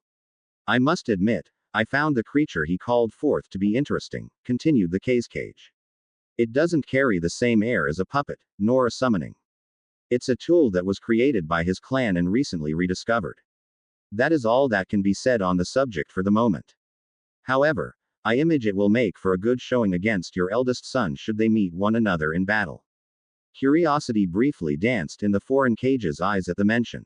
Perhaps, but for now, I will content myself with the results of the next match.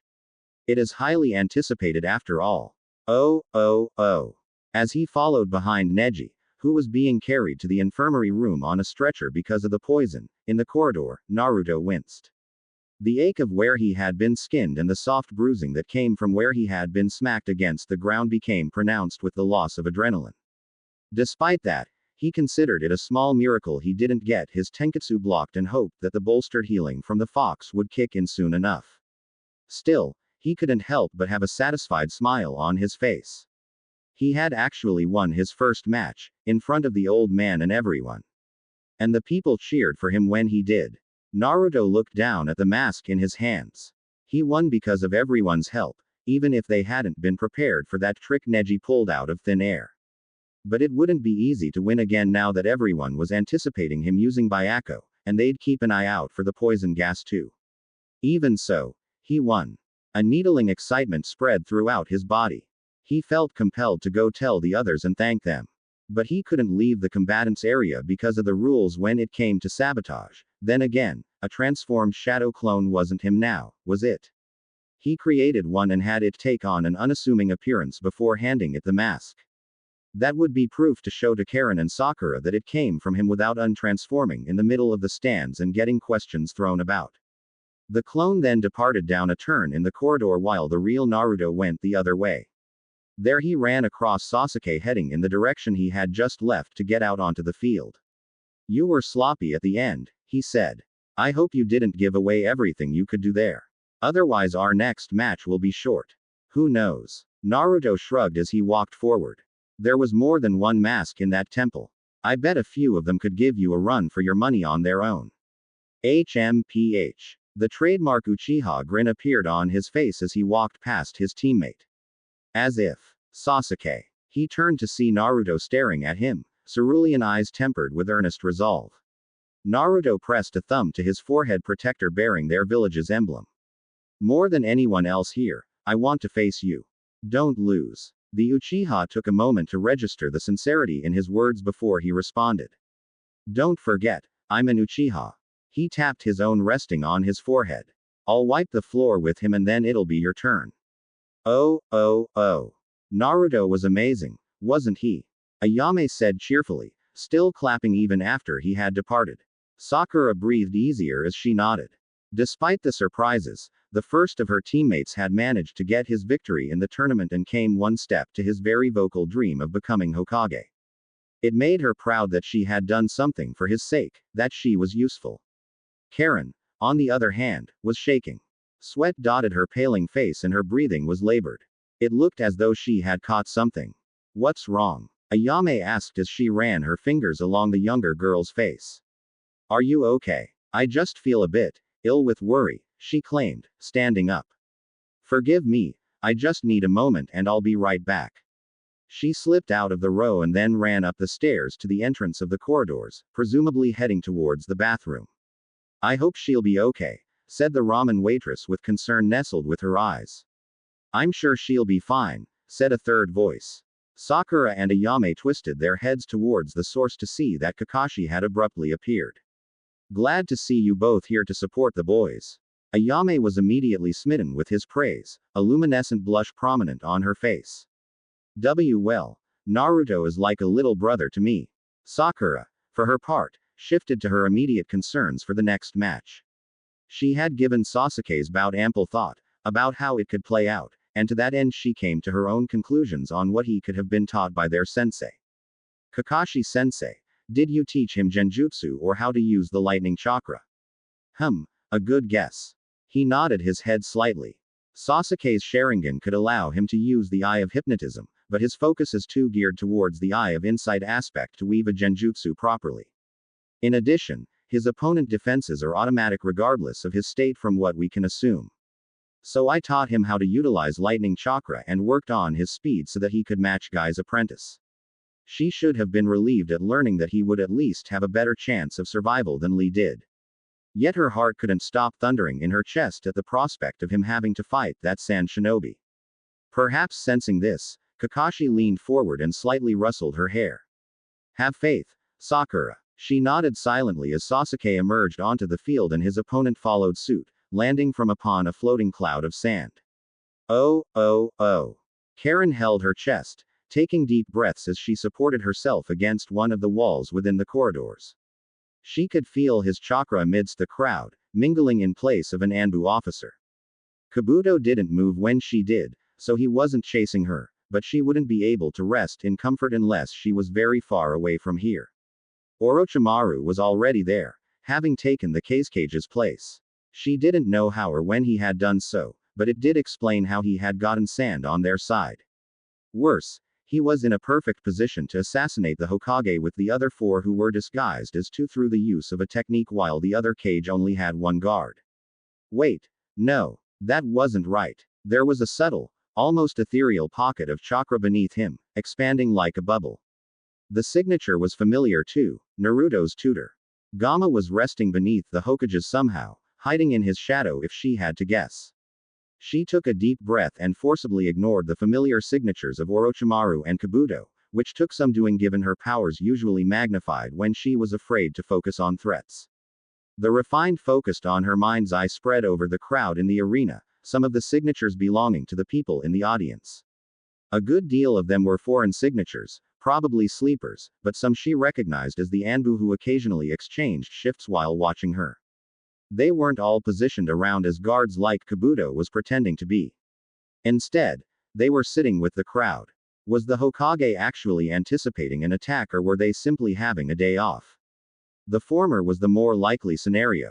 In that case, assuming they had other measures in place she didn't know about, they might be able to fend off the worst of the invasion. Either way, Karin wouldn't be able to stay. If the village was destroyed, Orochimaru would be displeased by her inability to bring Naruto to him, something she refused to do after everything he'd done for her, and would punish her. If the village survived, she'd be pegged as a spy soon enough. They had to do a thorough investigation on how they were infiltrated after an invasion and Karin didn't doubt at least most of the sound forces had been given specific instructions to either capture or escort her, Naruto, and Sasuke to his nearest base. All it would take was one prisoner and one T&I appointment. Then there would be one Uzumaki joining them both. There was really no choice but for her to run away.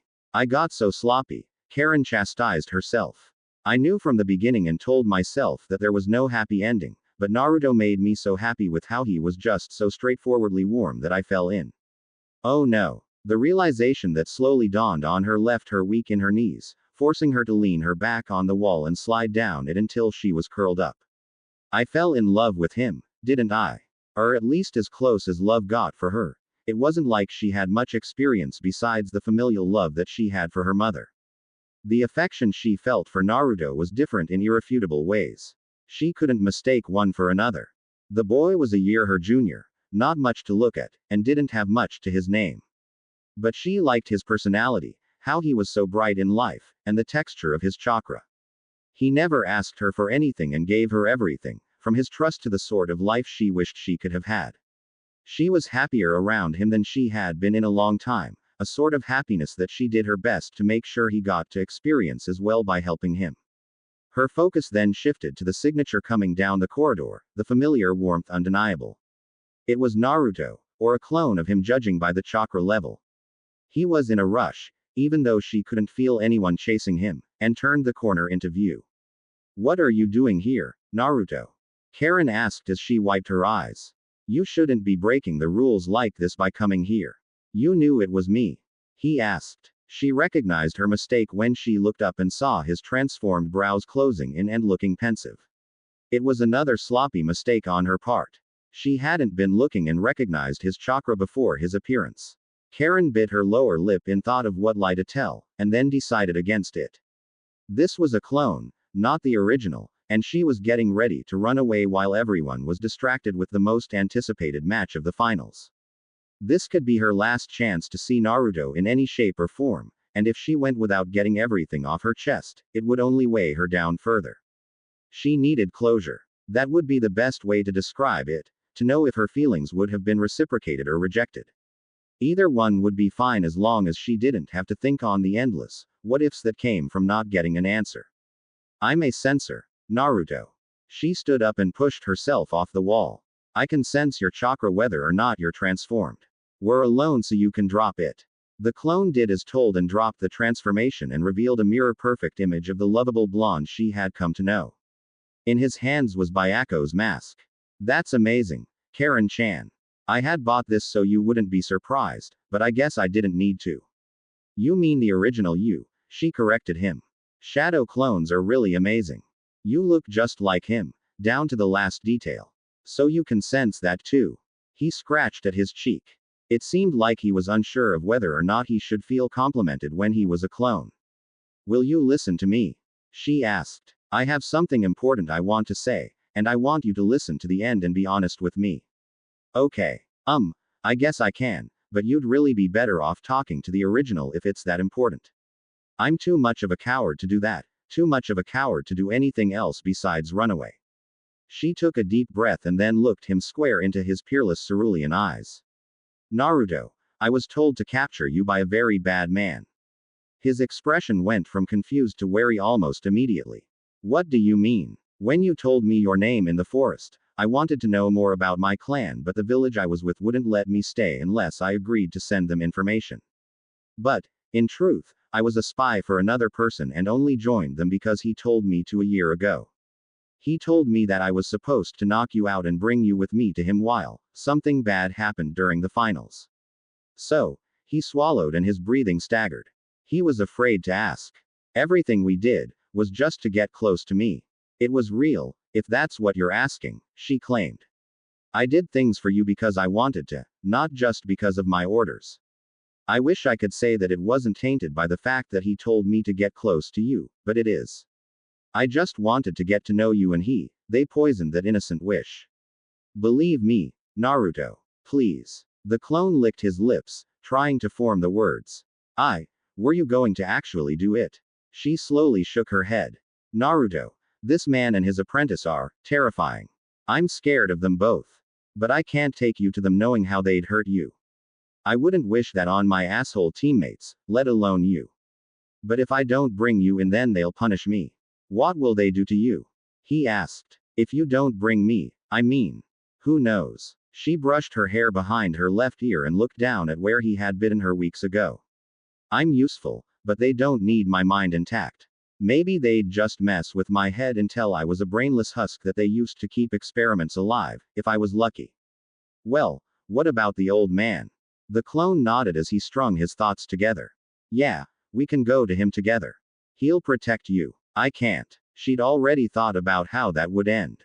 The penalty might be reduced to a long prison sentence if the information I knew was minimal, but you saw the scars on that man's head during the written exam from being tortured for information.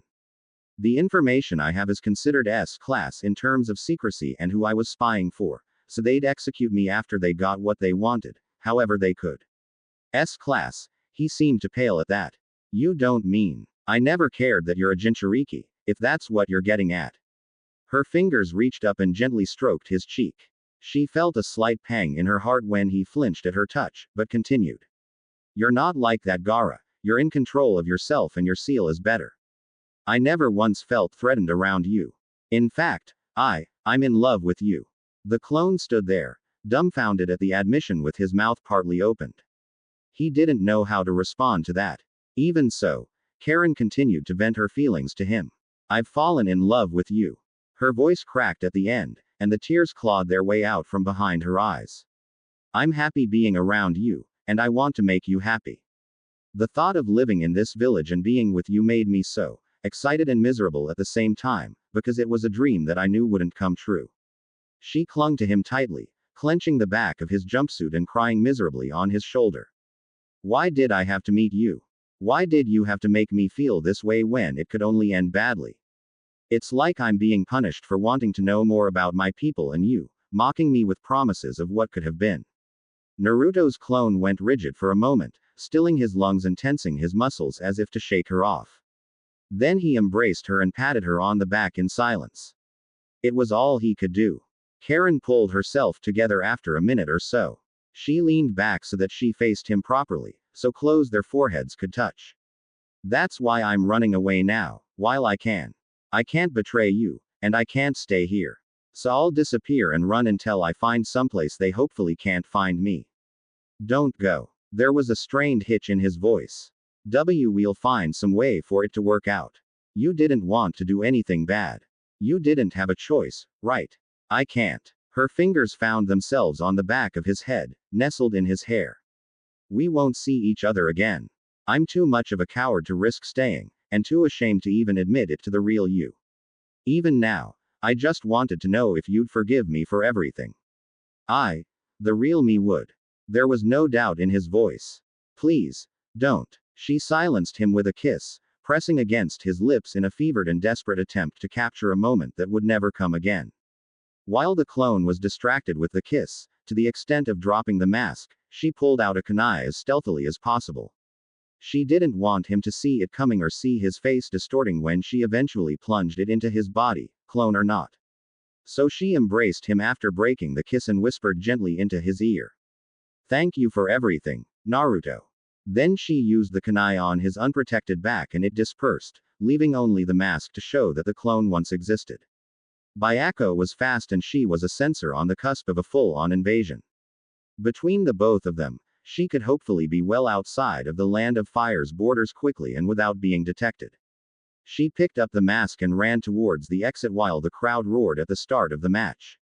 Goodbye forever, Naruto. And then the memories came rushing to Naruto in the middle of talking to Shikamaru and Shino, the former lazily leaning on the railing and the latter keeping his eyes on Sasuke and Gaara as they stood opposite each other on the field. He reeled backwards, stumbling over his own feet and then falling onto his rear. The others looked to see that he was covering his mouth, a spot of red on his cheeks. Shikamaru's head craned around from his perch on the railing and he eyed Naruto wearily. Naruto, what was that? He couldn't find the words or emotions. Not when the memories all came rushing at him at once. He could recall the sight of her tears, the sweet scent wafting from her skin, and the softness of her kiss. I have to go. Naruto fled back into corridor just before the participants' booth and leaned against the wall, trying to grasp what was happening. Did that really happen? How did he know it wasn't just a fantasy or a delusion? He could be worrying over nothing, yet, Naruto couldn't shake the feeling that it was real. He had to test it somehow. He rapped his knuckles against his head and frowned as he tried to think of a method. Then he abruptly stopped and looked at his clenched hand. It clicked, and he created 2 shadow clones. Go down the stairs and play a game of Jenkin, he ordered. Loser pops himself and the winner comes back. They did so, disappearing from his line of sight. He paced back and forth for a full minute before the memory returned. The clones had ended up getting the same results due to the similar train of thought until one of them decided they were getting nowhere and dispelled itself. The other came into view 10 seconds later and shrugged. Okay, so I get the memories of my clones.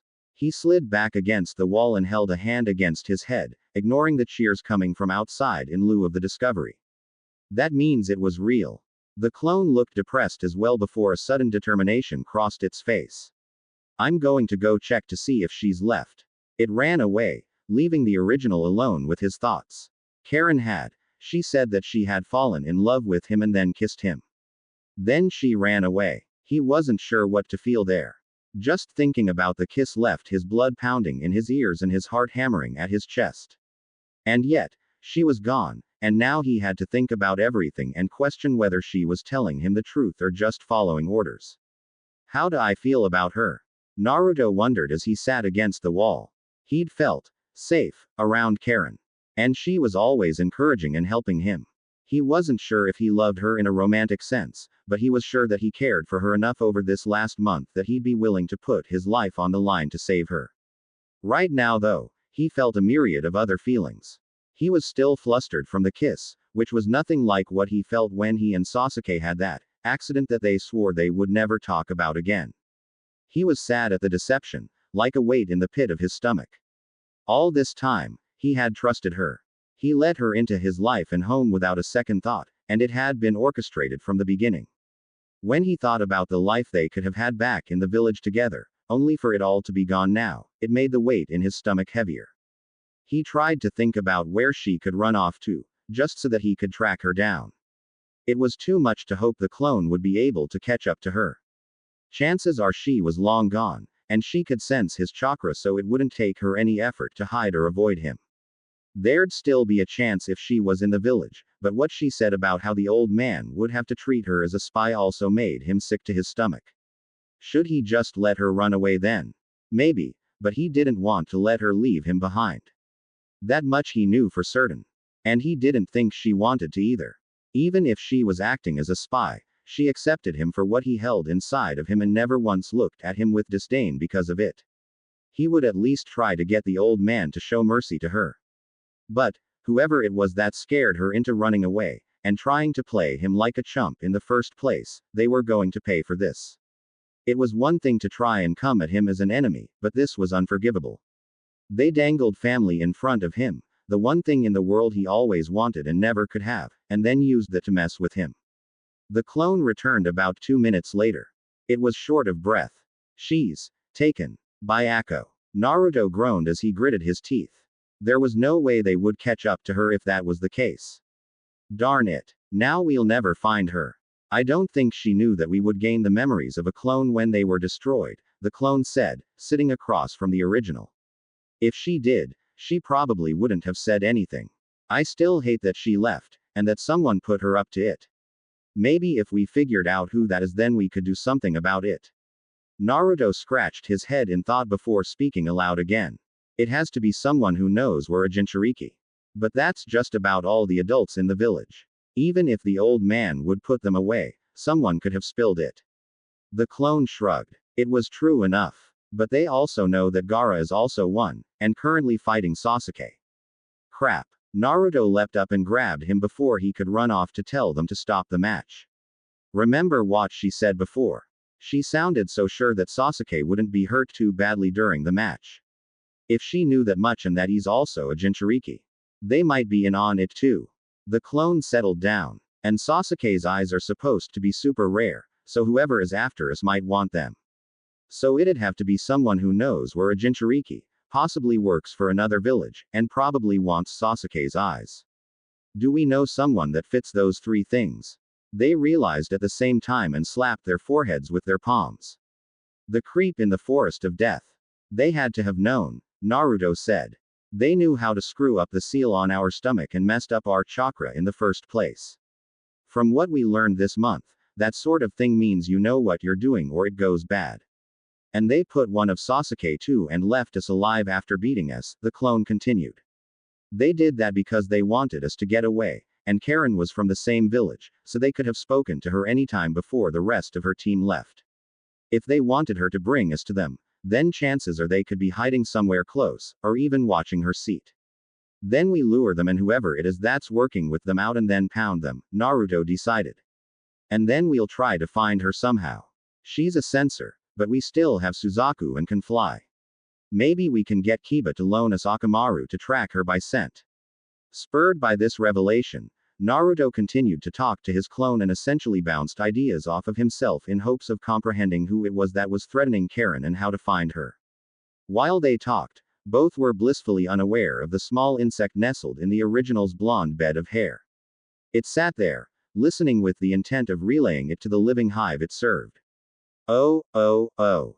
Sasuke leapt back and then darted to the side as 3 flowing streams of sand reached out to grab him, arching from behind his opponent and acting as another set of arms while his primary ones remained crossed.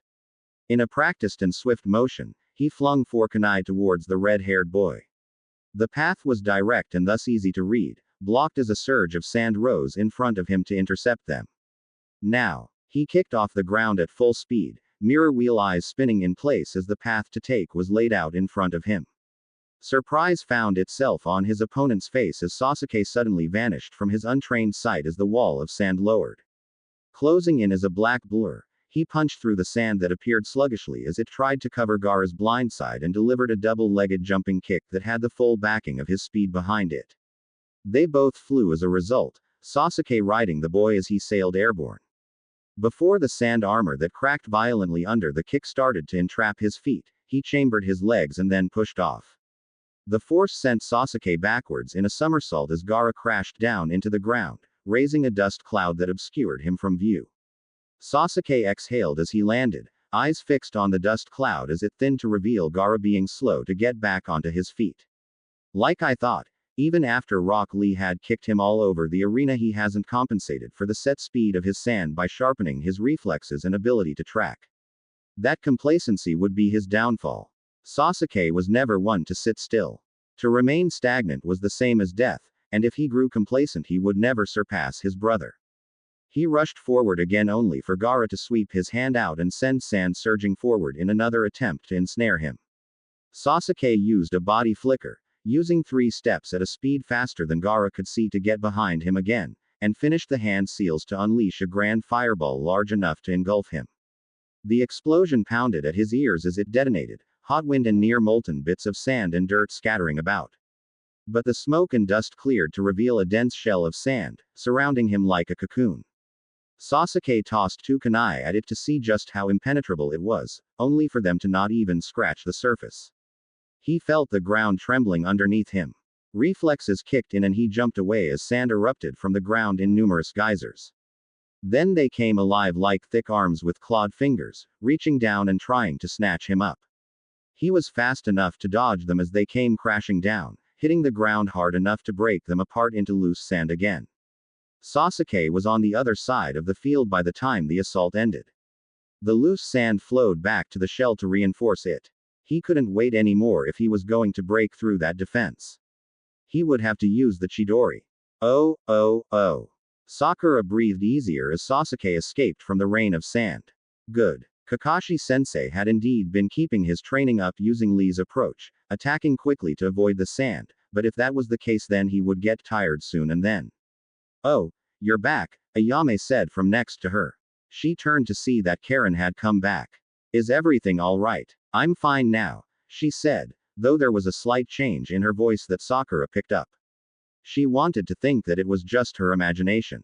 But she couldn't help but notice the oddities in Karin's behavior. Her attention was everywhere but the match, spanning instead the audience in search of someone else. She looked towards the participants' booth and found Naruto doing the same, staring in the same direction in search of something. It didn't take her much thought to piece together a picture. Especially not after helping him train so much over the last month. Sakura leaned close and whispered. What are you doing, Naruto? Tension ran through Karin and her head turned swiftly in Sakura's direction. The transformed clone held a finger up to tell her to be silent. Don't give me away. Sakura fought the urge to slap her forehead at him breaking the rules. Even if it was a clone, it was still a violation. What are you doing here? Where's the real Karin? Even wearing the face of his clanswoman, she could make out the sad expression that came over his face at the mention of her. Something must have happened. Sakura. She's gone. And she took Byako with her. What? Sakura asked in a heated whisper. Why would she do that? It's complicated, the clone said. Just keep an eye out for anyone looking closely at me while I'm like this. I think something bad might be happening. What sort of thing? The transformed clone shrugged. I'm not really sure, but. What are you two talking about? Ayame asked with her head tilted inquisitively at the sight of the girls huddled together. Nothing, the clone said. The raised eyebrow Ayame had pretty much gave away the fact that she didn't buy it for a second.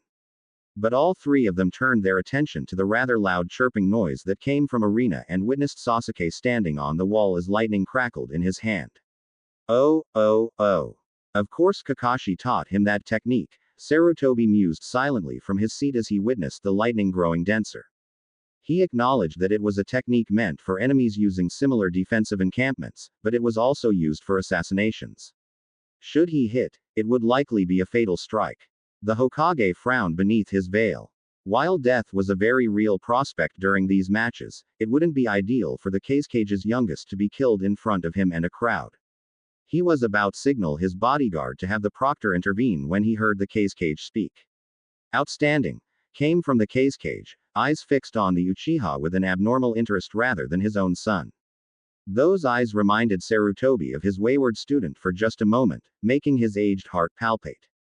That moment was just long enough for the young Uchiha to rocket forward, and making it so having the proctor interfere would be too obvious. Using his birthright, he wove in and out of the counter-assault as spikes of hardened sand erupted from the shell. A combination of his momentum and the technique allowed for his hand to penetrate the defense with relative ease. The thought that it had been fatal after all crept into the Hokage's mind in the silence that followed. Then the screaming started. It was a bestial sound, reverberating through the arena and sending a chill down the spines of many veteran shinobi. It was all too familiar to those that had fought the Nine Tails when it had been released years ago and survived. The roar of a tailed beast filled with fury and rage, ready to destroy everything around it. Sarutobi cursed himself for not being suspicious of the Kage's claims. Jinchuriki were more often than not linked to the head of the village.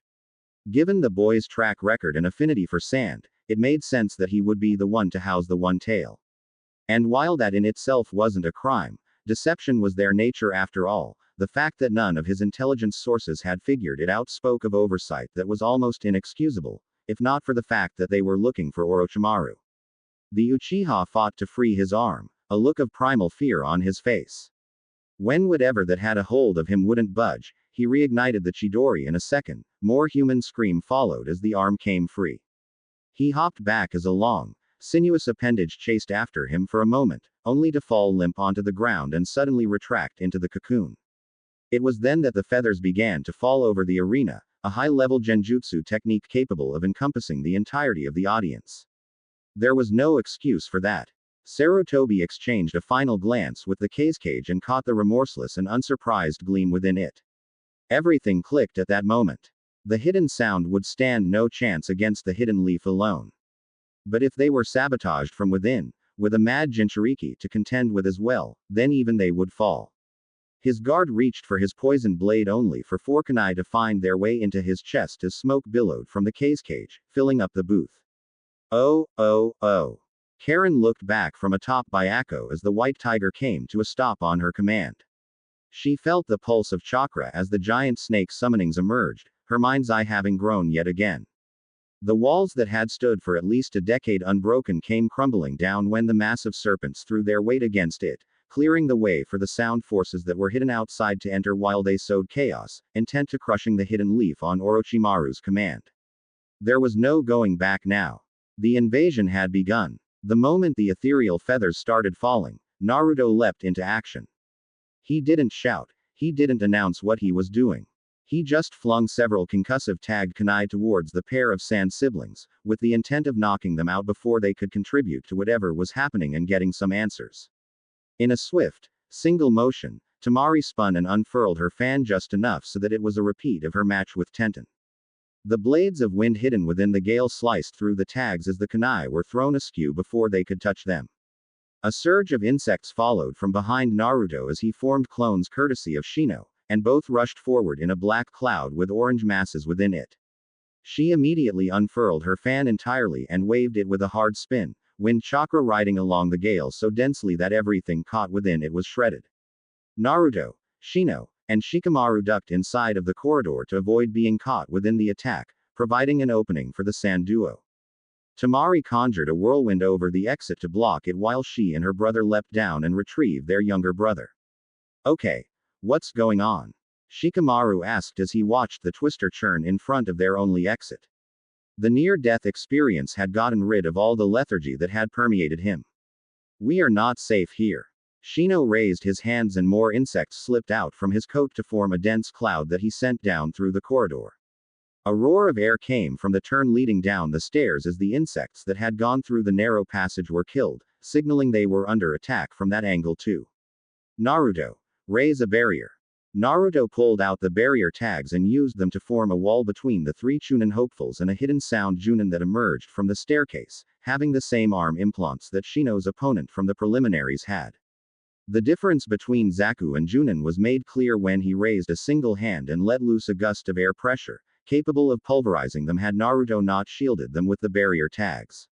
Even still, he continuously fed it chakra to avoid them being blown away. By the time the attack had finished, Naruto was panting as he held up the primary tag. The walls of the corridor between them and the Junin were gouged badly, stone dust floating in the air with a fissure reaching to the floors above and below in front of the barrier. Any stronger and it likely would have completely blown their section of the floor out. The Junin prepared to fire again, this time with both hands, when suddenly they clapped together. They remained frozen like that, along with the rest of his body.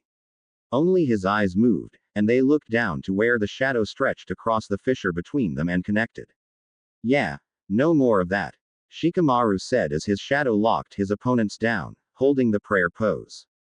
Shino. More insects emerged as Naruto dropped the barrier and they flew towards the Junin. They chewed through his chakra and clogged his air tubes, nibbling at his eyes and face without mercy. They slipped into his mouth when he opened it to scream and went down his throat to clog it as well, denying the man the ability to breathe. Not a minute later, the Junin was dead from either chakra exhaustion, suffocation, or a combination of the two. Most of the insects returned to the living hive. The others scouted ahead. We have to move, Naruto said as he retrieved the tags. The whirlwind behind them finally died. More could be on the way and we can't let those two get away. Shikamaru rubbed the back of his head as he rose to his feet. I still only have a moderate idea of what's going on here.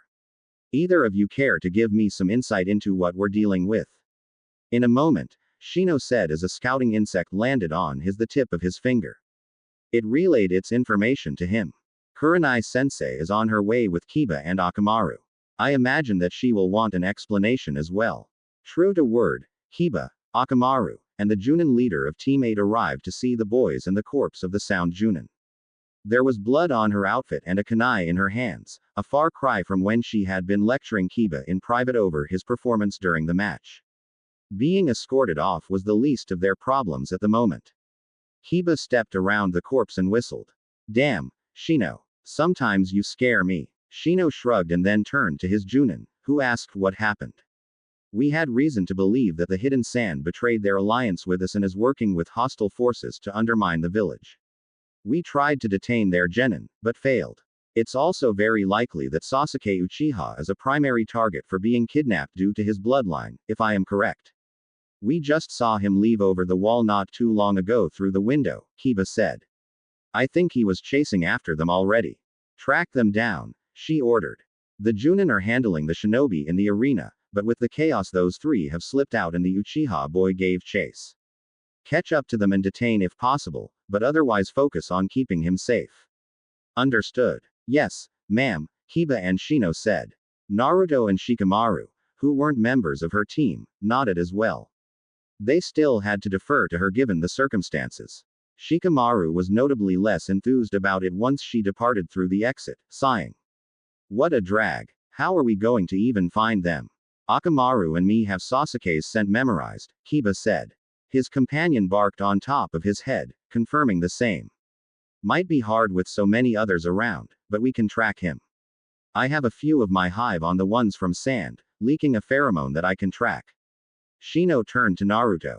You can provide transportation, can you not? Exactly how much did you listen in on? Naruto asked cautiously. He didn't ask how he had heard him. It would have been a stupid question. Enough, he answered, pushing up his shades by the bridge as a few of his insects crawled from the inside of his collar. Let us hurry. Oh, oh, oh. The moment the Genjutsu began to fall over the arena, Sakura immediately went to work dispelling it off of her with Naruto's clone following suit. The clone rose up and eyed one Anbu in particular, the likely source, and then dropped the transformation to lunge at him. The clone was immediately dispelled with a hit, but it did cancel out the rest of the feathers falling down. That pretty much confirmed who the one responsible for it was, and Ino-sensei leapt up and cut him in half somehow. Despite that, other foreign shinobi suddenly emerged to attack anyone still awake. And there were loud crashing sounds coming from outside of the arena.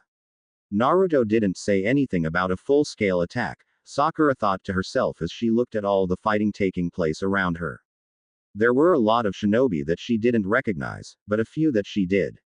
On instinct she went for her weapons, only to remember that she hadn't brought any, when she felt time slow as two shadows were hovered over her. Two sound Junins were flanking her, weapons in their hands as they moved to kill her. Then time sped up again as she turtled herself up in reflex. The two of them fell at her feet, kunai wedged in their brains, and a third shadow lingered above her. It was Kakashi. Sensei. Are you okay? He asked. She nodded bitterly, ashamed at the fact that she was helpless again. I couldn't do anything. Even after I said I would be better. They were Junin, that's expected. His attention spanned the arena and he made hand seals. Sakura. I need for you to go find Sasuke. He went chasing after his opponent and Kurenai told me that he might be a target. He slammed his hands down and summoned the ninja pug, Pakun. She's already sent Naruto and a few others to get him. They left on a bird of some kind. Pakun will help you track them. Alright. Sakura reached down to the corpse of one of the sound Junin and grabbed his pouch of supplies and weapons. When she looked up, Kakashi had gone back to fighting and left the two of them to their own devices. No more safety nets. Come on girlie, Pakun said. Let's go. Oh, oh, oh. Hiruzen Sarutobi stood opposite his wayward student, trapped within a cage of violet flames anchored by four of his followers. The false mask of flesh that was once the cages had been discarded now. It was clear Orochimaru wanted him to see for himself the one who would do harm to the village. Did you coerce our allies into turning against us while wearing his face? He asked as the air between them thickened, loose bits of tile rising from the sheer weight of their chakra opposing one another. A smile stretched across Orochimaru's face. On the contrary, the cage actually agreed to the invasion of his own accord. I simply replaced him along the way here to savor the moment, really. Tell me, Sensei, is your intelligence so incompetent that they were ignorant of the declining state of the hidden sand village? He had been aware of their daimyo's fluctuating decisions to outsource missions. While they didn't have any spies in their shinobi forces, more than one had complained in a drunken stupor at the local pub. All they had to do was have eyes and ears there, as well as within the ranks of their paper pushers. But he didn't think things were bad to the extent they would be willing to start a war. Take note, Sensei. He stretched his hands wide, gesturing to fighting going on around them and the rampaging snakes in the village. The death, the destruction, all of this came out of one man's decision to cheapen his expenses and spurn a village. That single decision caused one of the mightiest villages in the 5 greatest nations to wither on the vine until they were desperate. Even so, I imagine that this was your suggestion to start with. He molded his chakra within his body, readying it and dividing it. The question of whether or not to unveil Jiraiya briefly came to mind, but he decided against it. Not just yet. Well, I may have brought it up, Orochimaru admitted. But it goes without saying that the fact that they would ally with the relatively new village I've established meant that they were reaching the point where it would have happened anyway. I just hastened the process, becoming the wind that turns the pinwheel, as it were. And risked throwing the world into another great war, Sarutobi noted. I would have thought that you of all people, having lived through so much conflict, would understand the necessity of peace. The smile on Orochimaru's face faltered, turning into a frown. Peace. Mankind is incapable of such a thing, merely a moment of stagnation brought about by writing on pieces of paper. They are prone to conflict and that makes the world progress. The conflict sown here as the leaf crumbles will herald a grand revolution in all things. You speak the same words as the last time. It never changed. Orochimaru continued to search for answers, to make progress, to gather techniques, using conflict and strife as experimenting tools and battlefields as his laboratories. It was saddening. I see you are truly beyond saving. Sarutobi acted. The opening salvo consisted of sending his chakra into the tiles surrounding him and levitating them. He took the wind chakra molded into his lungs and exhaled a layer upon them to give them a cutting edge, followed by a coat of yin chakra to hide them from view, and then sent them flying forward as makeshift shuriken. The wind-layered tile shuriken flew forward like invisible saws and tore gouges out of the rest of the tiles in their wake. Orochimaru countered with a wind-style great breakthrough, expelling a gust that took hold of the lesser technique and scattered the makeshift shuriken about. Sarutobi overtook the C-rank technique using fire-style, Fire Dragon's Flame Bullet. The moment the stream of fire hit the gust of wind, the flames hungrily consumed the wind and quickly turned into a conflagration that seemingly engulfed half the rooftop and his former student, reducing Orochimaru to ashes. The Hokage exhaled, his chest rising and falling notably. The surface of the rooftop ripped as Orochimaru sprang up from behind him with the hiding in surface technique and then lashed out at him with his tongue, which transformed into a large venomous snake. It sank its fangs into Sarutobi's throat and then writhed, trying to tear it out as he grasped it desperately with both his aged hands. Then he melted into mud, which hardened into stone. With the serpent that was once his student's tongue trapped within it, Sarutobi appeared behind his student with his hand flattened to make a chopping motion, wind chakra cloaking it. The sharpened knife hand cleaved Orochimaru's head from his shoulders in a single motion. The stump of his neck burst as a thick, brown serpent lashed out from what should have been a corpse and drove the older man back with the thread of its fangs. It lunged again, opening its maw as wide as possible as a bulge surged through the serpent's length. Orochimaru came out of its throat hole, with the legendary grass-cutter blade in his hand. He pierced his old mentor's heart with it, only for it to turn into mud again as the real Sarutobi came into view from a genjutsu-created veil of yin chakra, finishing one set of hand seals and thrusting his hands forward. The mud swelled into an earthen dragon that roared before devouring Orochimaru in a surge of onrushing mire, like a mudslide come to life. It rose up in a spout and then hardened to form a stone pillar. Sarutobi appeared in front of it with a body flicker as he finished another set of hand seals and slammed his palms into it, sending fire chakra surging within to turn its core molten. The pillar turned molten mud collapsed in on itself as he backed away, leaving only a heated slag pile in its wake to cool. The crackling of superheated earth permeated the silence as the audience of Anbu officers and the Sound Four watched in a sort of quiet amazement at the swift and skillful exchange. Kukukukukuku. Orochimaru chuckled from some distance behind the old man, breaking the silence. Excellent, Sarutobi-sensei. Few would have been able to weather the fluidity of your techniques. Yin chakra to hide a shadow clone made of earth and yang chakra, water combining with it to shape the mud and control its flow, more earth to harden it, and then fire to heat it to the point of being near molten. Such impeccable mastery of control and timing, I expect nothing less from the one who was once called the professor of ninjutsu. And you remain as elusive as ever. When he slipped out of the combination of techniques eluded Sarutobi, but he knew it wouldn't have been that easy. But that won't remain the case. You'll slip up and then that'll be the end. Brave words for an old man. Orochimaru clasped his hands together, causing a pair of coffins to rise from a breach in space. They were identical, marked by kanji for the first and second, and seeing them left a feeling of dread nestled itself in the pit of his stomach. Let's see how long they last in the face of your predecessors. Sarutobi was no fool. As much as he would rather deal with Orochimaru alone, he had no delusion of standing a chance against the first and second Hokages. He flared his chakra into his shadow and it thickened, allowing for the red and white blur to be shot towards the two coffins that stood in front of Orochimaru. Spiraling spheres in both hands, Jiraiya mercilessly slammed them into the coffins and the bodies within before continuing towards a surprised Orochimaru. Arrogant and surprised as he was at the sudden emergence of the Toad Sage, he managed to evade the blow that shattered the rooftop where he once stood. At the same time, Sarutobi breathed out a stream of fire hot enough to incinerate the bodies within before they could be put to use. Well, this is a surprise. Orochimaru locked eyes with his old teammate. To think that you would show up now of all times, Jiraiya. I had no idea you were here. It must have been the lack of perversion that usually followed in your wake. Should I expect the princess as well? Jiraiya had no words. He'd made his peace with what needed to be done. Ah, the silent treatment. Orochimaru chuckled mildly. I suppose this is fine as well. Dealing with you was always the plan. This simply speeds the process up. Sarutobi discarded his Hokage robes to reveal the combat outfit beneath it. Jiraiya, the village has been breached by summonings. On it, he unraveled a scroll and pressed his hand on a symbol in the center, pouring his chakra into it. The net result was that the delayed summoning seals that had been placed around the village last night were tripped, calling forth warriors from Mount Mayuboku to deal with the serpents that had been summoned as well.